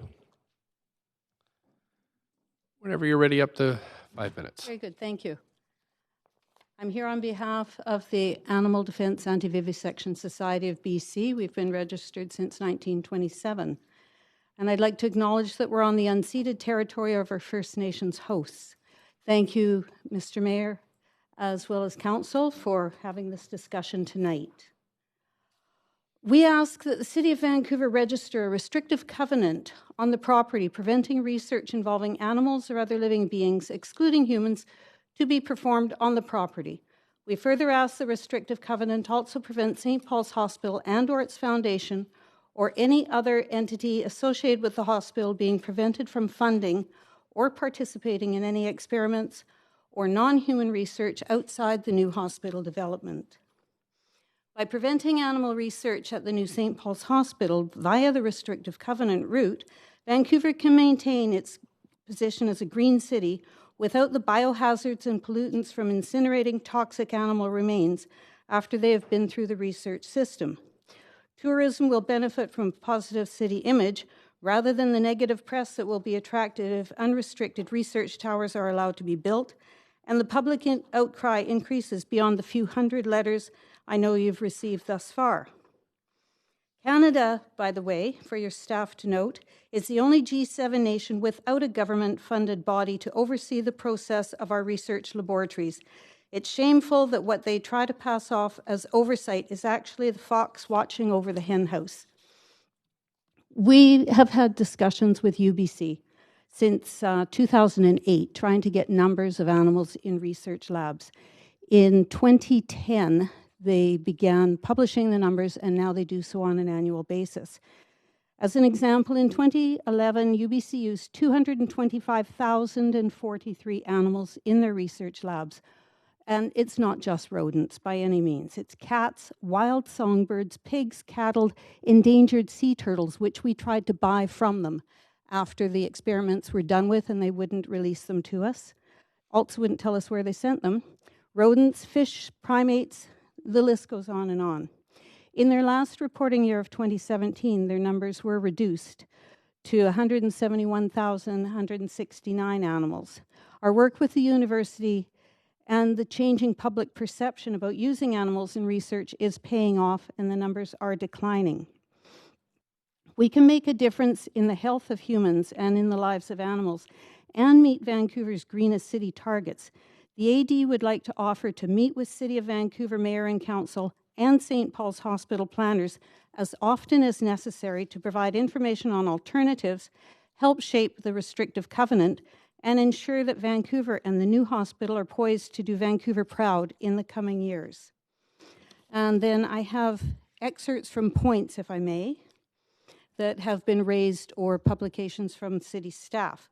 Number one would be the memorandum from the city, August 22nd, 2019, where it says animal testing is currently regulated under senior government jurisdiction. The response to that is no, it's not.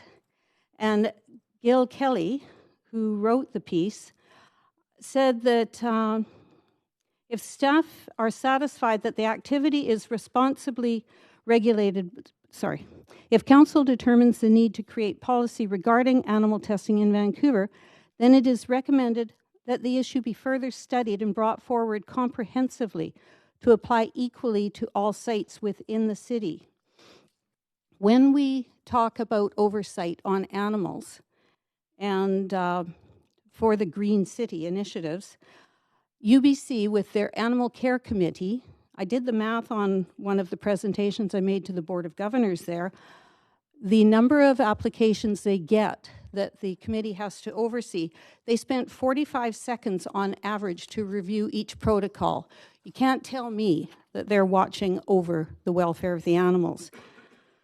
Sorry, I'm rushing through this because there is so much I want to say. There's just 30 seconds left, so. No, I have 8 minutes. I said I'm here on behalf of a group. Do you have 3 people with you? Yes, I do. Okay, we have to have them identified, Okay, so I'm going to pause your... Please pause the clock. I will, yes. Thank you. Sorry, you have 3 people with you? You can identify yourselves? Sure, yeah. Just need 3 names from associated group members, and you won't be able to speak yourselves, but you give your remaining time. So, sorry, your name was? Shirley Walters, thank you, madam. Here. Okay. Laurie Fitzgerald, great. We've got the 3 clerks. You have those 3 names? Thanks very much. Okay, please continue. Thank you. With respect to the Animal Care Committee and the Canadian Council on Animal Care, page 36 on one of the submissions dated April 15th, 2019, shows a picture of researchers at St. Paul's Hospital having fun with their primate research, their primate restraint device. I haven't read anywhere that they got in trouble for that, and if that's not a lack of oversight on them, then I'm shocked. Okay, we've already talked about medication. Previously, only institutions that receive federal grant money are required to follow CCAC oversight procedures. Previously at UBC, there were well over 25 private labs not receiving government money. And so they did not fall under any regulations, lax as they are here.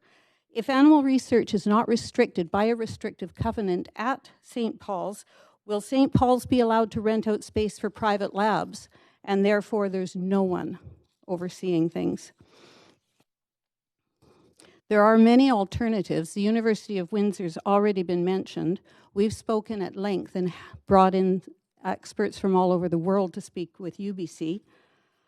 And we have dated October 21st, page 98 on your information, a letter from Nick Jukes. He's with Interniche, which is an international organization that provides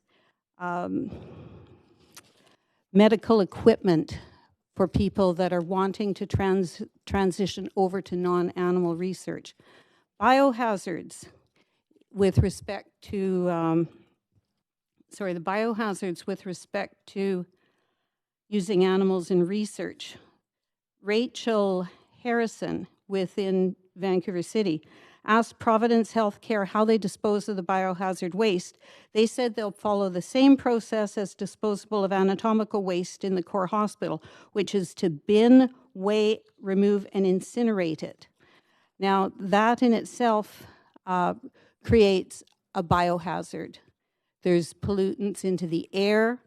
We have to look in terms of the workers themselves and how it affects them. The fuel consumption required to maintain required temperatures, disposal of ash from incineration to the landfills, and the resultant air pollution reveal that the incineration process that St. Paul uses is not environmentally sound. That's right now. What will happen with the new hospital? This is from an article that was sent to you from the BC Foundation of Non-Animal Research. The health risks that they speak about are for the workers and the people living in the surrounding area.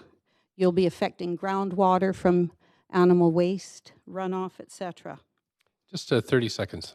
Okay, very quick summary, if I may. Tara Jackson, she's from the New Zealand Anti-Vivisection Society. She said, I've heard the news from New Zealand that animal testing may happen at the new St. Paul's Hospital. I wanted to reach out and state my opposition. Globally, there's a shift happening away from animal testing and experimentation. This year, one of the world's top genomics centers closed its animal lab because of this shift. She views Canada as progressive, but feels that we will not be fulfilling our duties to the world and to medical science if we allow animal testing. And by the way, when they talk about heart bypass surgery, it was done for years on dogs. It didn't work. The scientists couldn't figure it out because dogs' blood clots differently than humans. A surgeon in France said, to hell with it. He tried it on a human and it worked. Thanks very much.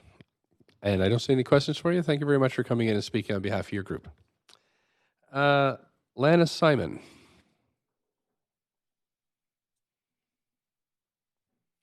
Thanks for coming in. Up to 5 minutes.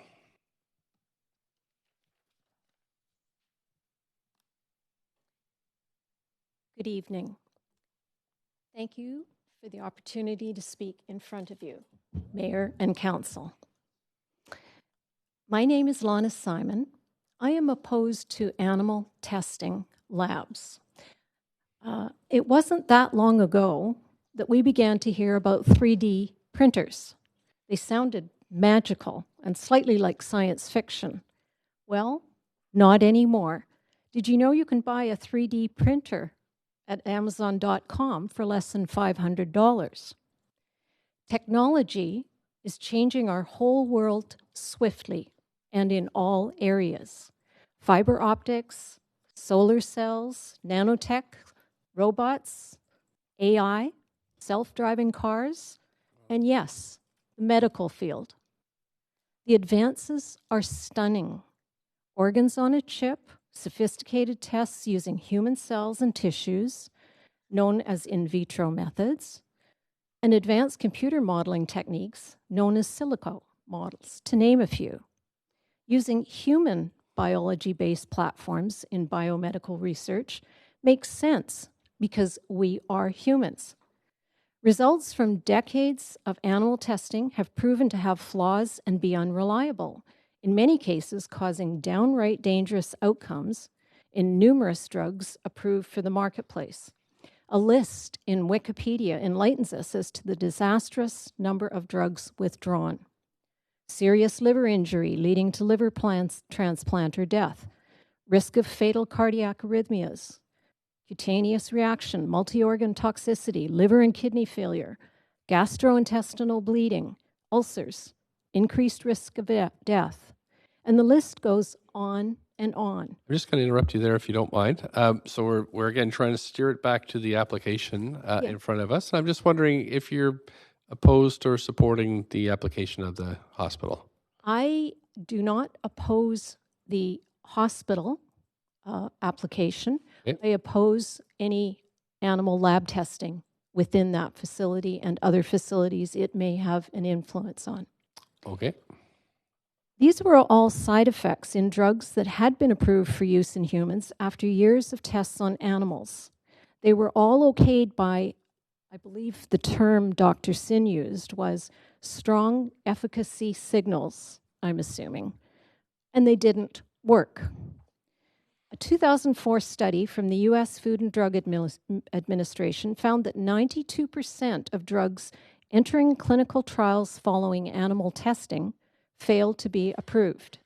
That figure has risen to 95% of drugs failing in human clinical trials after being tested on animals and judged safe. It's an abysmal record. Animals are sentient beings. They feel pain and isolation. There is no moral, ethical, or scientific justification for allowing animal testing to continue. Don't be misled by the Canadian Council on Animal Welfare. It's run primarily by animal researchers, the pharmaceutical industry, universities, and the scientific community. There is no legal mechanism to prosecute a lab if it inflicts distress or suffering, contrary to the voluntary guidelines. We all want the best health care for ourselves and our loved ones.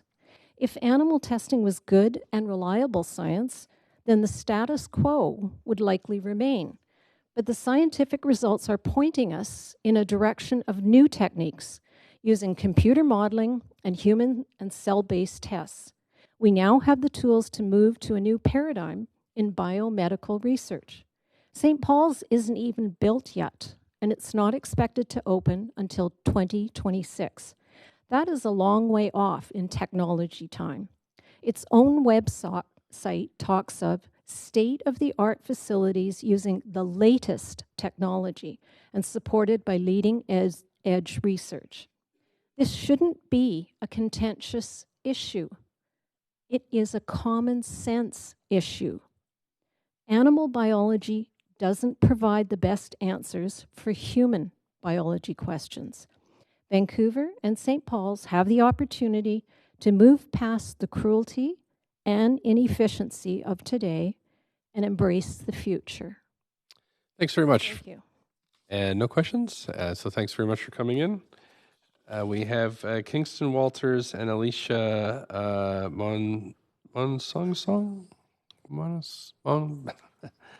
Mensong. Sorry about that. Kingston Walters. Great. Thanks very much. Up to 5 minutes. Hi, my name is Kingston Walters, and I am 15, and I am an animal activist.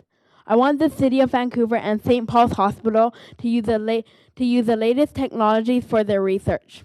That does not include animals. Since I was 7, I've been speaking up for the animals. Not that they can't speak, they actually can. It's not just very many people listen to their cries for help. And that is what happens behind closed doors, especially in animal research laboratories. Animals are tortured, restrained, and traumatized. They are screaming out for someone to listen. And all of this for the sake of research that is not entirely reliable. That is why I am here speaking to you tonight. I believe that the future of research does not use animals. Instead, it uses new technologies like 3D printing, which replicates human tissues and organs. Vancouver is a progressive and green city and has the opportunity to live up by its name. As a progressive city, you have the opportunity to allow groundbreaking, essential, and nonviolent methods of research in this proposed laboratory. A new animal testing research lab will not align with your green values. Animal testing labs have negative effects on the environment, and that include water and air pollution and soil contamination. Last year, I met two scientists leading the way for non-animal testing, Dr. True and Dr. Ray Greek. They inspired me and gave me hope. I have done my research and I encourage you to do the same. Please look into these groundbreaking and cruelty-free research practices. When Vancouver declared a climate emergency, you made a commitment to fight climate change. Please do the right thing for the animals and my generation. Please commit to non-animal testing, and thank you for listening.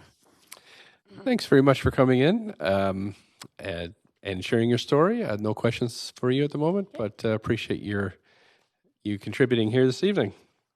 Alicia, can you help me with the last one so I don't embarrass myself? No problem. It's Masong Song. Masong Song. Okay, I wasn't too far off. Okay, thanks very much.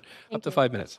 Good evening, Mayor and Council. My name is Alicia Masong Song. I am the Acting Director for Exchange Inner City. Exchange Inner City, in collaboration with Bisocial Canada, strongly recommends that the City of Vancouver approve the new St. Paul's Hospital rezoning application. Exchange Inner City is a downtown Eastside-based community backbone organization focused on community economic development projects and policy initiatives in Vancouver's inner city.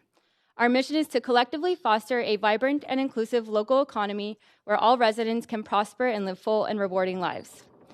In collaboration with Bisocial Canada, we represent a broad cross-section of inner-city constituents to support the engagement efforts, implementation, and evaluation of the City of Vancouver's Community Benefit Agreement policy.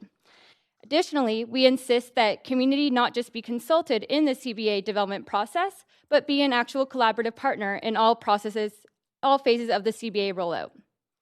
Thus, Exchange Inner City and Bisocial Canada have been actively engaging with St. Paul's Hospital to support them with their CBA process.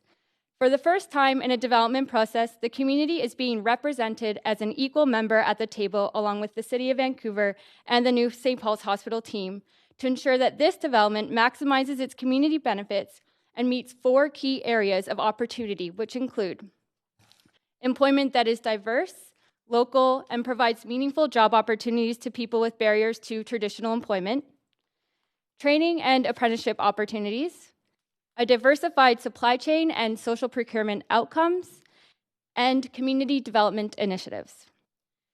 For example, the new St. Paul's Hospital could create community benefit opportunities for social enterprises and Indigenous-based employment agencies to deliver accessible training programs within the community so that inner-city residents and Indigenous youth can gain the skills needed to be connected to meaningful employment during the construction phase of the new St. Paul's Hospital. Secondly, the new St. Paul's Hospital could work with the inner-city nonprofit organizations and local academic institutions to deliver barrier-free education and training for such jobs like care aid workers to work on the front lines of the hospital during its operation phase. Thirdly, it could provide training opportunities for local residents to become early childhood educators to care for the children in a much-needed daycare center that could potentially be built through the new hospital's campus development, thus meeting a community development initiative. And fourthly, St. Paul's will work with community to identify social value opportunities in their supply chain and promote buying of goods and services from local social enterprise and diverse-owned businesses throughout all development phases. Essentially, it's important to acknowledge that the new St. Paul's Hospital development project isn't just another building development. It is a major catalyst that will strengthen community relationships, produce lasting benefits with ripple effects to build a healthy inner-city community, advance St. Paul's mission to meet social justice and community development goals, and supports the city to meet its healthy city strategy and poverty reduction goals. Most importantly, The new St. Paul's Hospital development and its commitment to provide community benefit opportunities in collaboration with Exchange Intercity and Bisocial Canada is a step towards true community participation and transformative systems change in the city's development process. Hence, these are the reasons why Exchange Intercity, in collaboration with Bisocial Canada, support the new St. Paul's Hospital and Health Campus rezoning application. Thank you. Thanks very much. And you have a question from Councillor Carr.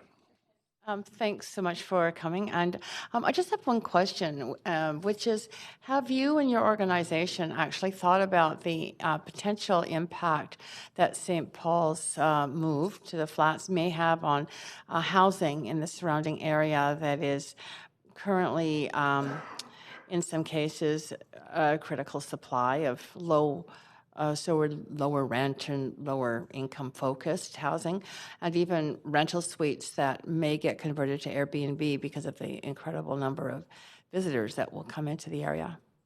Yes, definitely. So our organization represents local residents, many of whom are low-income residents of the downtown Eastside neighborhood. And so housing is definitely something that comes up as part of community economic development and, intersects in the daily lives of people in that community. And so as part of the community benefit agreement process, through the engagement efforts that we will support St. Paul's with and the City of Vancouver, that is something that will be discussed, will be considered. It will be definitely highly looked at as our organization and the people that we represent are concerned about displacement. But that is something that can be worked through in the CBA policy process. Okay, I appreciate that. Thank you. Thanks so much, and that's it for questions. Our final speaker is Faylee Gauthier-Walters.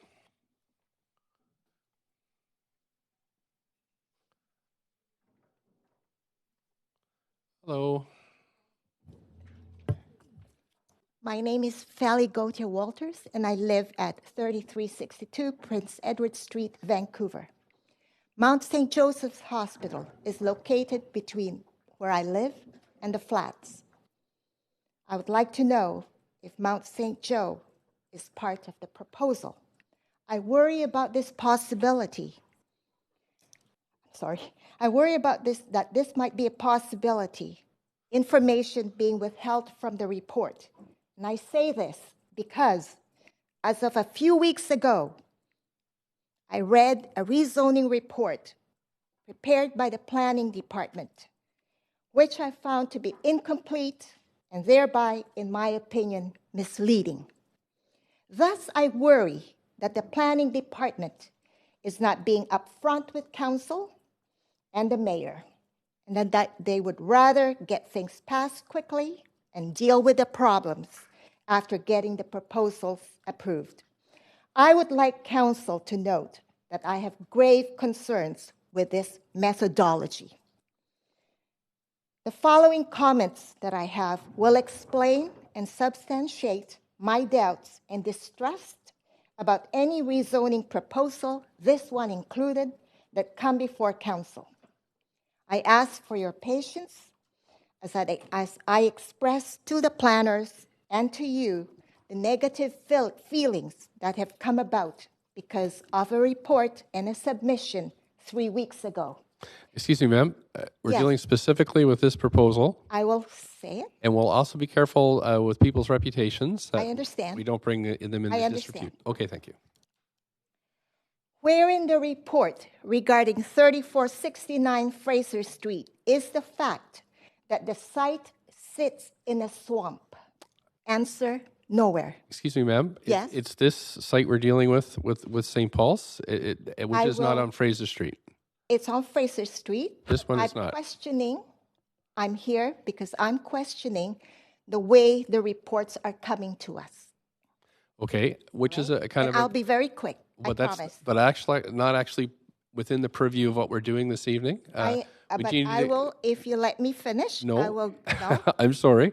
Okay. So in this hearing, we have to specifically talk about this application today, not general policy or how we approach things here at the city. Those are perfectly, you can bring those to regular When council can meetings. I bring it up? Because we tried, we submitted to the public hearing. Mhm. We were put in the other category, not the opposition Sure. category. We tried to get a meeting with the planning department. Yep. They called us, and they refused to meet with us. Okay. Right. What we're dealing with this evening is, and I'm sorry I that you've understand had. that maybe I should end. I'll try and connect it. Pardon me? I'll connect it to the St. Paul's proposal. Perfect. Okay.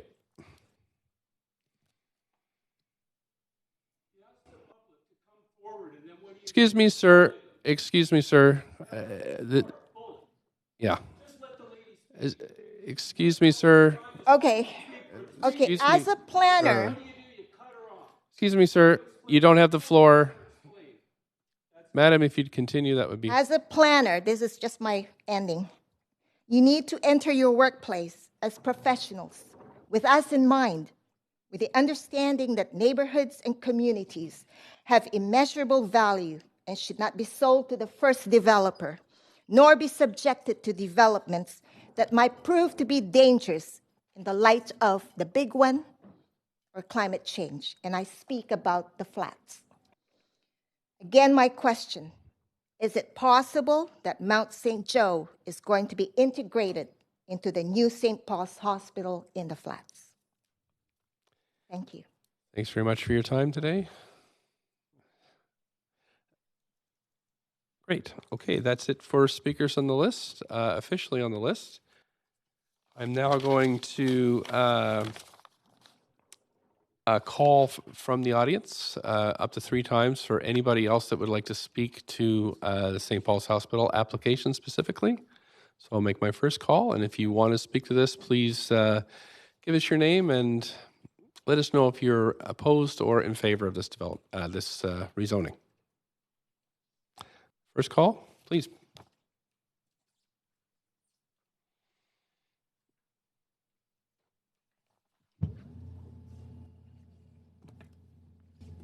Up to 5 minutes, whenever you're ready.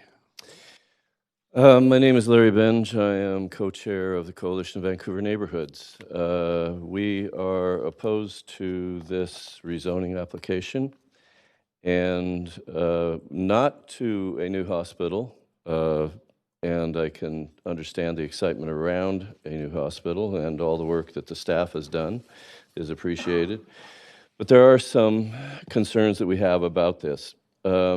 First is the seismic zone which this site sits in. It's one of the most susceptible zones in the city. It is also one of the highest liquefaction zones in the city, and so it's susceptible to damage in a seismic event.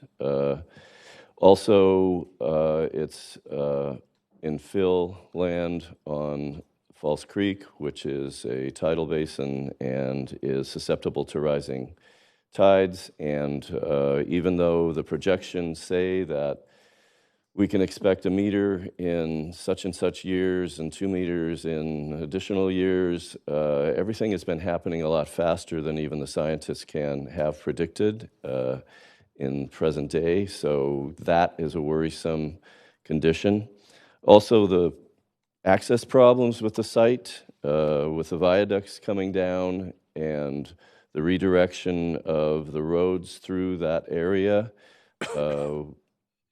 Access in an emergency situation where you can,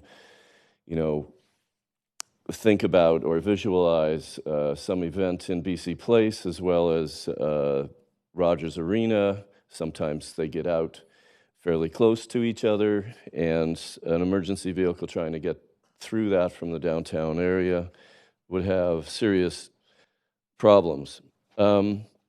Also, the displacement that Councillor Swanson talked about, the effect of a new facility on the surrounding neighborhoods is problematic. But the city can actually, you as a council, can actually put conditions on the development in that area and help solve that possible problem. But the report itself calls for an expert panel to assess, evaluate, and make recommendations on the seismic issues, the rising tide issues, and we wonder why that that recommendation, that panel report, has not been issued as yet. Why is it not issued before a rezoning instead of after a rezoning? The present site is surrounded by support businesses and facilities. There are affiliated medical facilities and hotels and et cetera. And the new site is pretty much devoid of that. And if it was supplied with that, it would certainly call for a lot of redevelopment in that area. I think that's about it. Okay. Thanks so much. You have a question from Councillor Dejanova? Thank you. If we could maybe build a hospital without a rezoning, I'd be amazed. I understand that you're speaking specifically to this project. I'm going to ask you some of the questions that have come from the information that I've come to learn and consider as evidence from some of the speakers this evening, and that is the public benefit that the hospital would have to our city. So if this would impede the treatment of individuals, and we already understand that St. Paul's Hospital is underserved in the fact that not only are there longer wait times, but perhaps they're not able to provide the services that they could otherwise. With a facility this size, that's what I'm hearing. I have to make that decision after, but I'm hoping you could input on, I understand your concerns. I appreciate you staying all this time and sharing them. If it were an either or situation and there was no way to move forward with the, you're saying that you support the hospital, you don't support the rezoning. If there was no way to move forward except in this model, would you support this? Well, I'm not arguing for stopping anything. My main point is that there needs to be, it seems to me, a study on the seismic issues surrounding the site, as well as rising tide issues around the site. The city itself has already called for an expert panel to review the situation and make recommendations.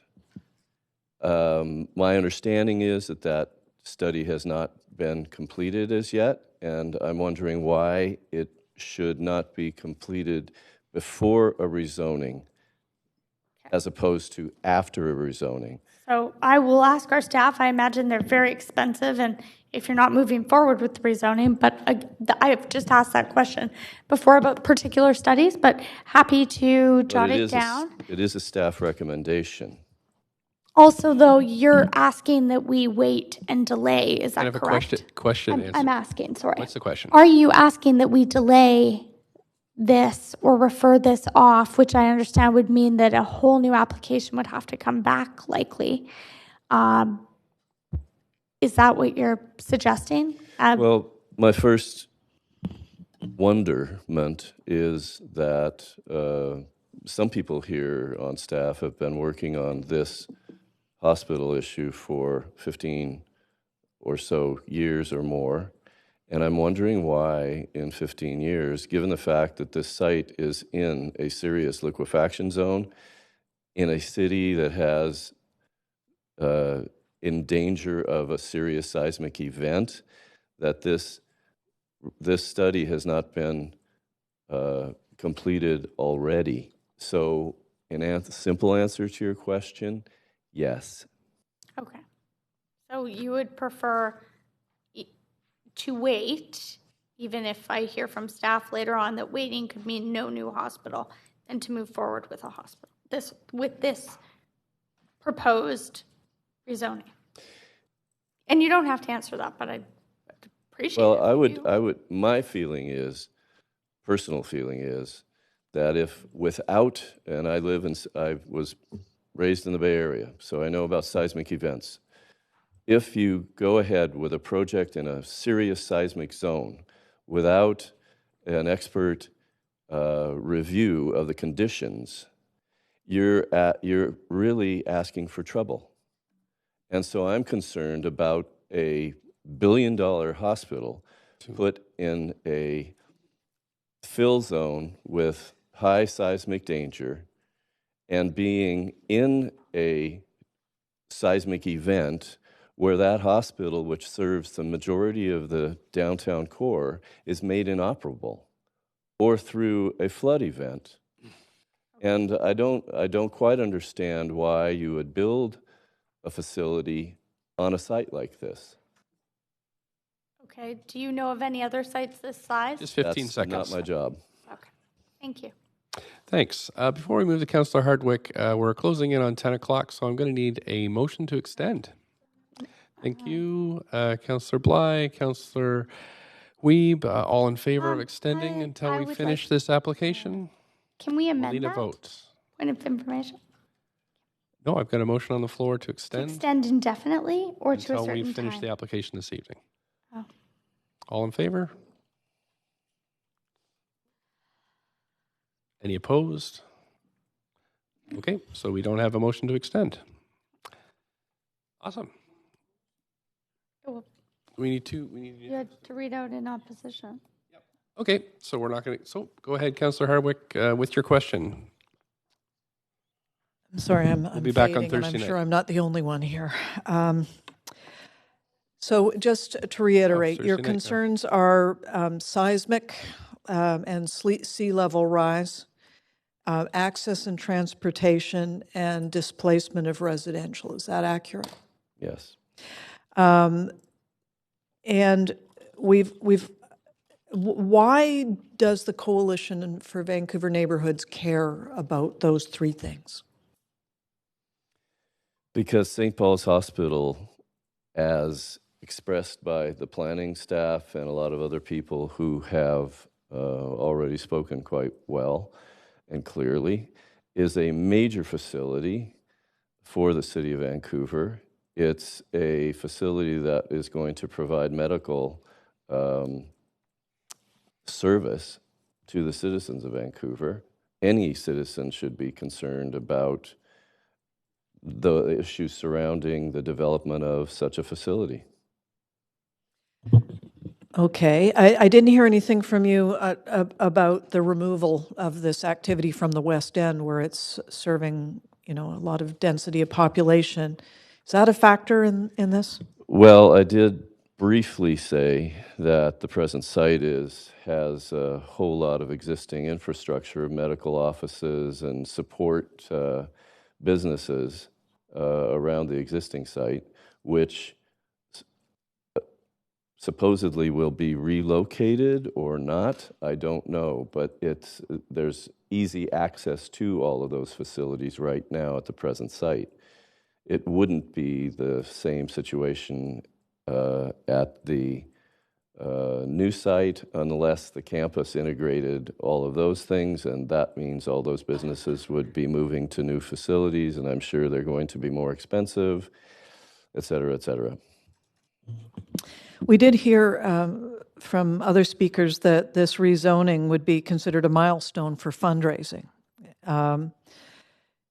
And ultimately, there's obviously been size constraints at the existing location, and we've heard a lot of concern about the aging building. I know you said it's not your job to find another location for this, but we're in a little bit of a difficult position here, trying to figure out how to enable a facility that is constricted, and at the same time, looking at obvious problems. Yes, there's no question that this is infill and liquid. There be problems with that. Wisdom of Solomon under the circumstances. Really, what would be your suggestion? Just that we say no, or can you offer anything that is more constructive than that? If your selected expert panel issued a report that said the conditions of seismic susceptibility and the exposure to rising tides or flood conditions or things like that could be mitigated through engineering, then I'd be a whole lot more comfortable with it.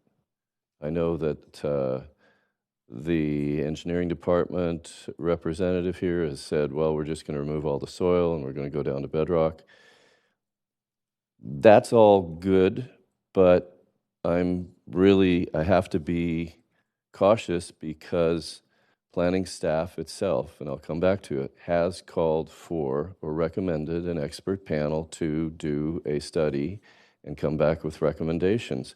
And if the staff itself or as part of this rezoning is recommending that, then why hasn't it been done already? And it seems like it's necessary if they are recommending it.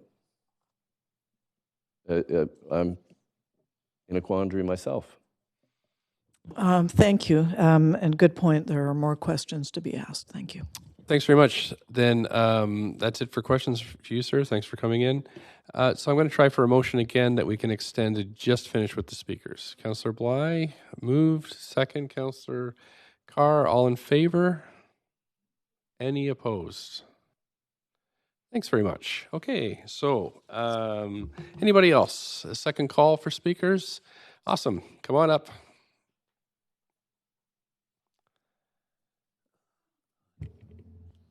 Okay, up to 5 minutes. And again, if you could just make sure that you're specifically talking about this rezoning, that would be great.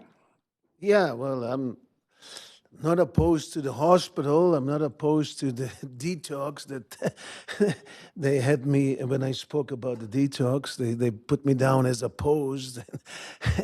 I'm all for better healthcare for the city, but there are problems when we have a big company like IBI that produced the plans and did not produce a transportation plan for this whole site. We're just dealing with the rezoning here, though.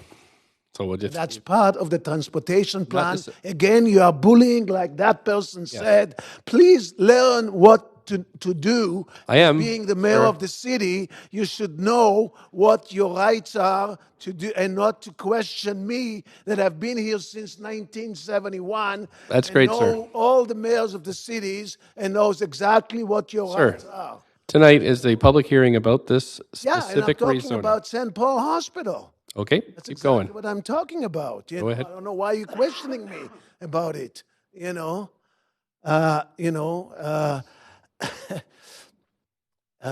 So the problem is transportation, as was mentioned by the previous speaker, of course. It could be a big mess when we have BC Place, Rogers Arena, and so forth getting out, and all emergency vehicle trying to get to St. Paul's. Some cities designate a special lane for emergency vehicles, and that could be possibly done here as well. Many European cities especially do that, but the staff trying to say, the SkyTrain is only 2 blocks away. Well, it's not really 2 blocks, it's 400 to 500 meters between the SkyTrain entrance and the entrance to the new hospital. And people with disabilities, seniors, they can't walk that distance. It's too far for them. The Children's Hospital, Women's Hospital, they provide a shuttle bus service to the King Edward SkyTrain station. Burnaby Hospital does. Surrey Hospital does, Royal Columbian. So they, more than likely, this hospital, if they want people to get there, they'll have to provide some kind of a shuttle service because we can't trust TransLink to do anything. So,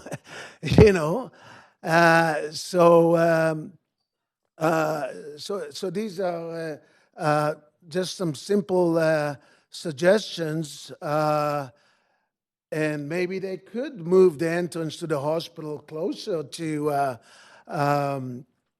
the Main Street SkyTrain station. Maybe they can provide a walkway, covered walkway like the P&E used to have, so the people can walk without being bothered by the rain and so forth to the main part of the hospital. That's again something to, I presume, together with the Parks Board and so forth, because it will go through the park.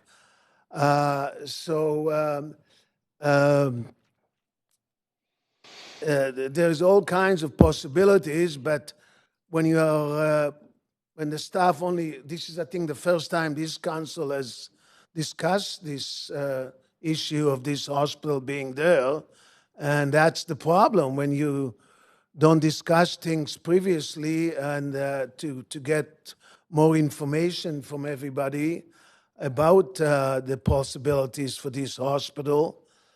Everything is done in a rezoning meeting, and it should have been done well before. And as I said, I'm in favor of a hospital. I just have some concerns that if we leave everything to the staff, not much will be done to improve the transportation to this site. Thank you. Right. Thank you. No questions this evening. Anybody else like to speak? Anybody else? This is the third call. Okay. Thanks very much then. Seeing there are no speakers, no additional speakers, the speakers list is now closed. As few public comments were received on this item after 5 p.m., I suggest we close the receipt of public comments and move on to hearing closing comments and asking further questions to staff. Everybody okay with that? Thanks very much. So we're going to now, that's it for this evening, and we'll come back on Thursday evening. I think it's at 6 o'clock. Is it 6 o'clock on Thursday?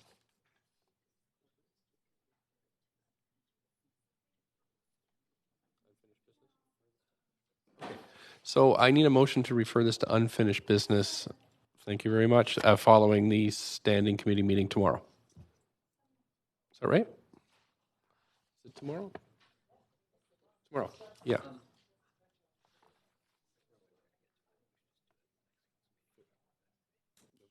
okay.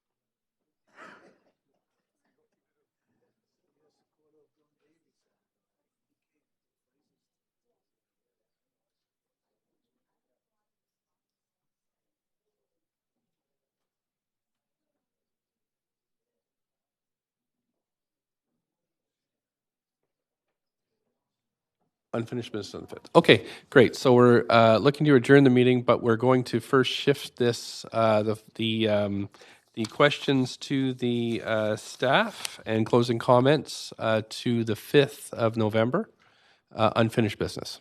So I need a motion for that. Thank you. A seconder. Thank you. All in favor? Any opposed? That's fine. Thanks. I need a motion to. Are we adjourning? We're adjourning. To adjourn. Thank you, Councillor Hardwick. Seconder. Thank you, Councillor Dejanova. All in favor of adjourning? Anybody opposed? No, great. Thanks very much. Thanks for your work today. Made it.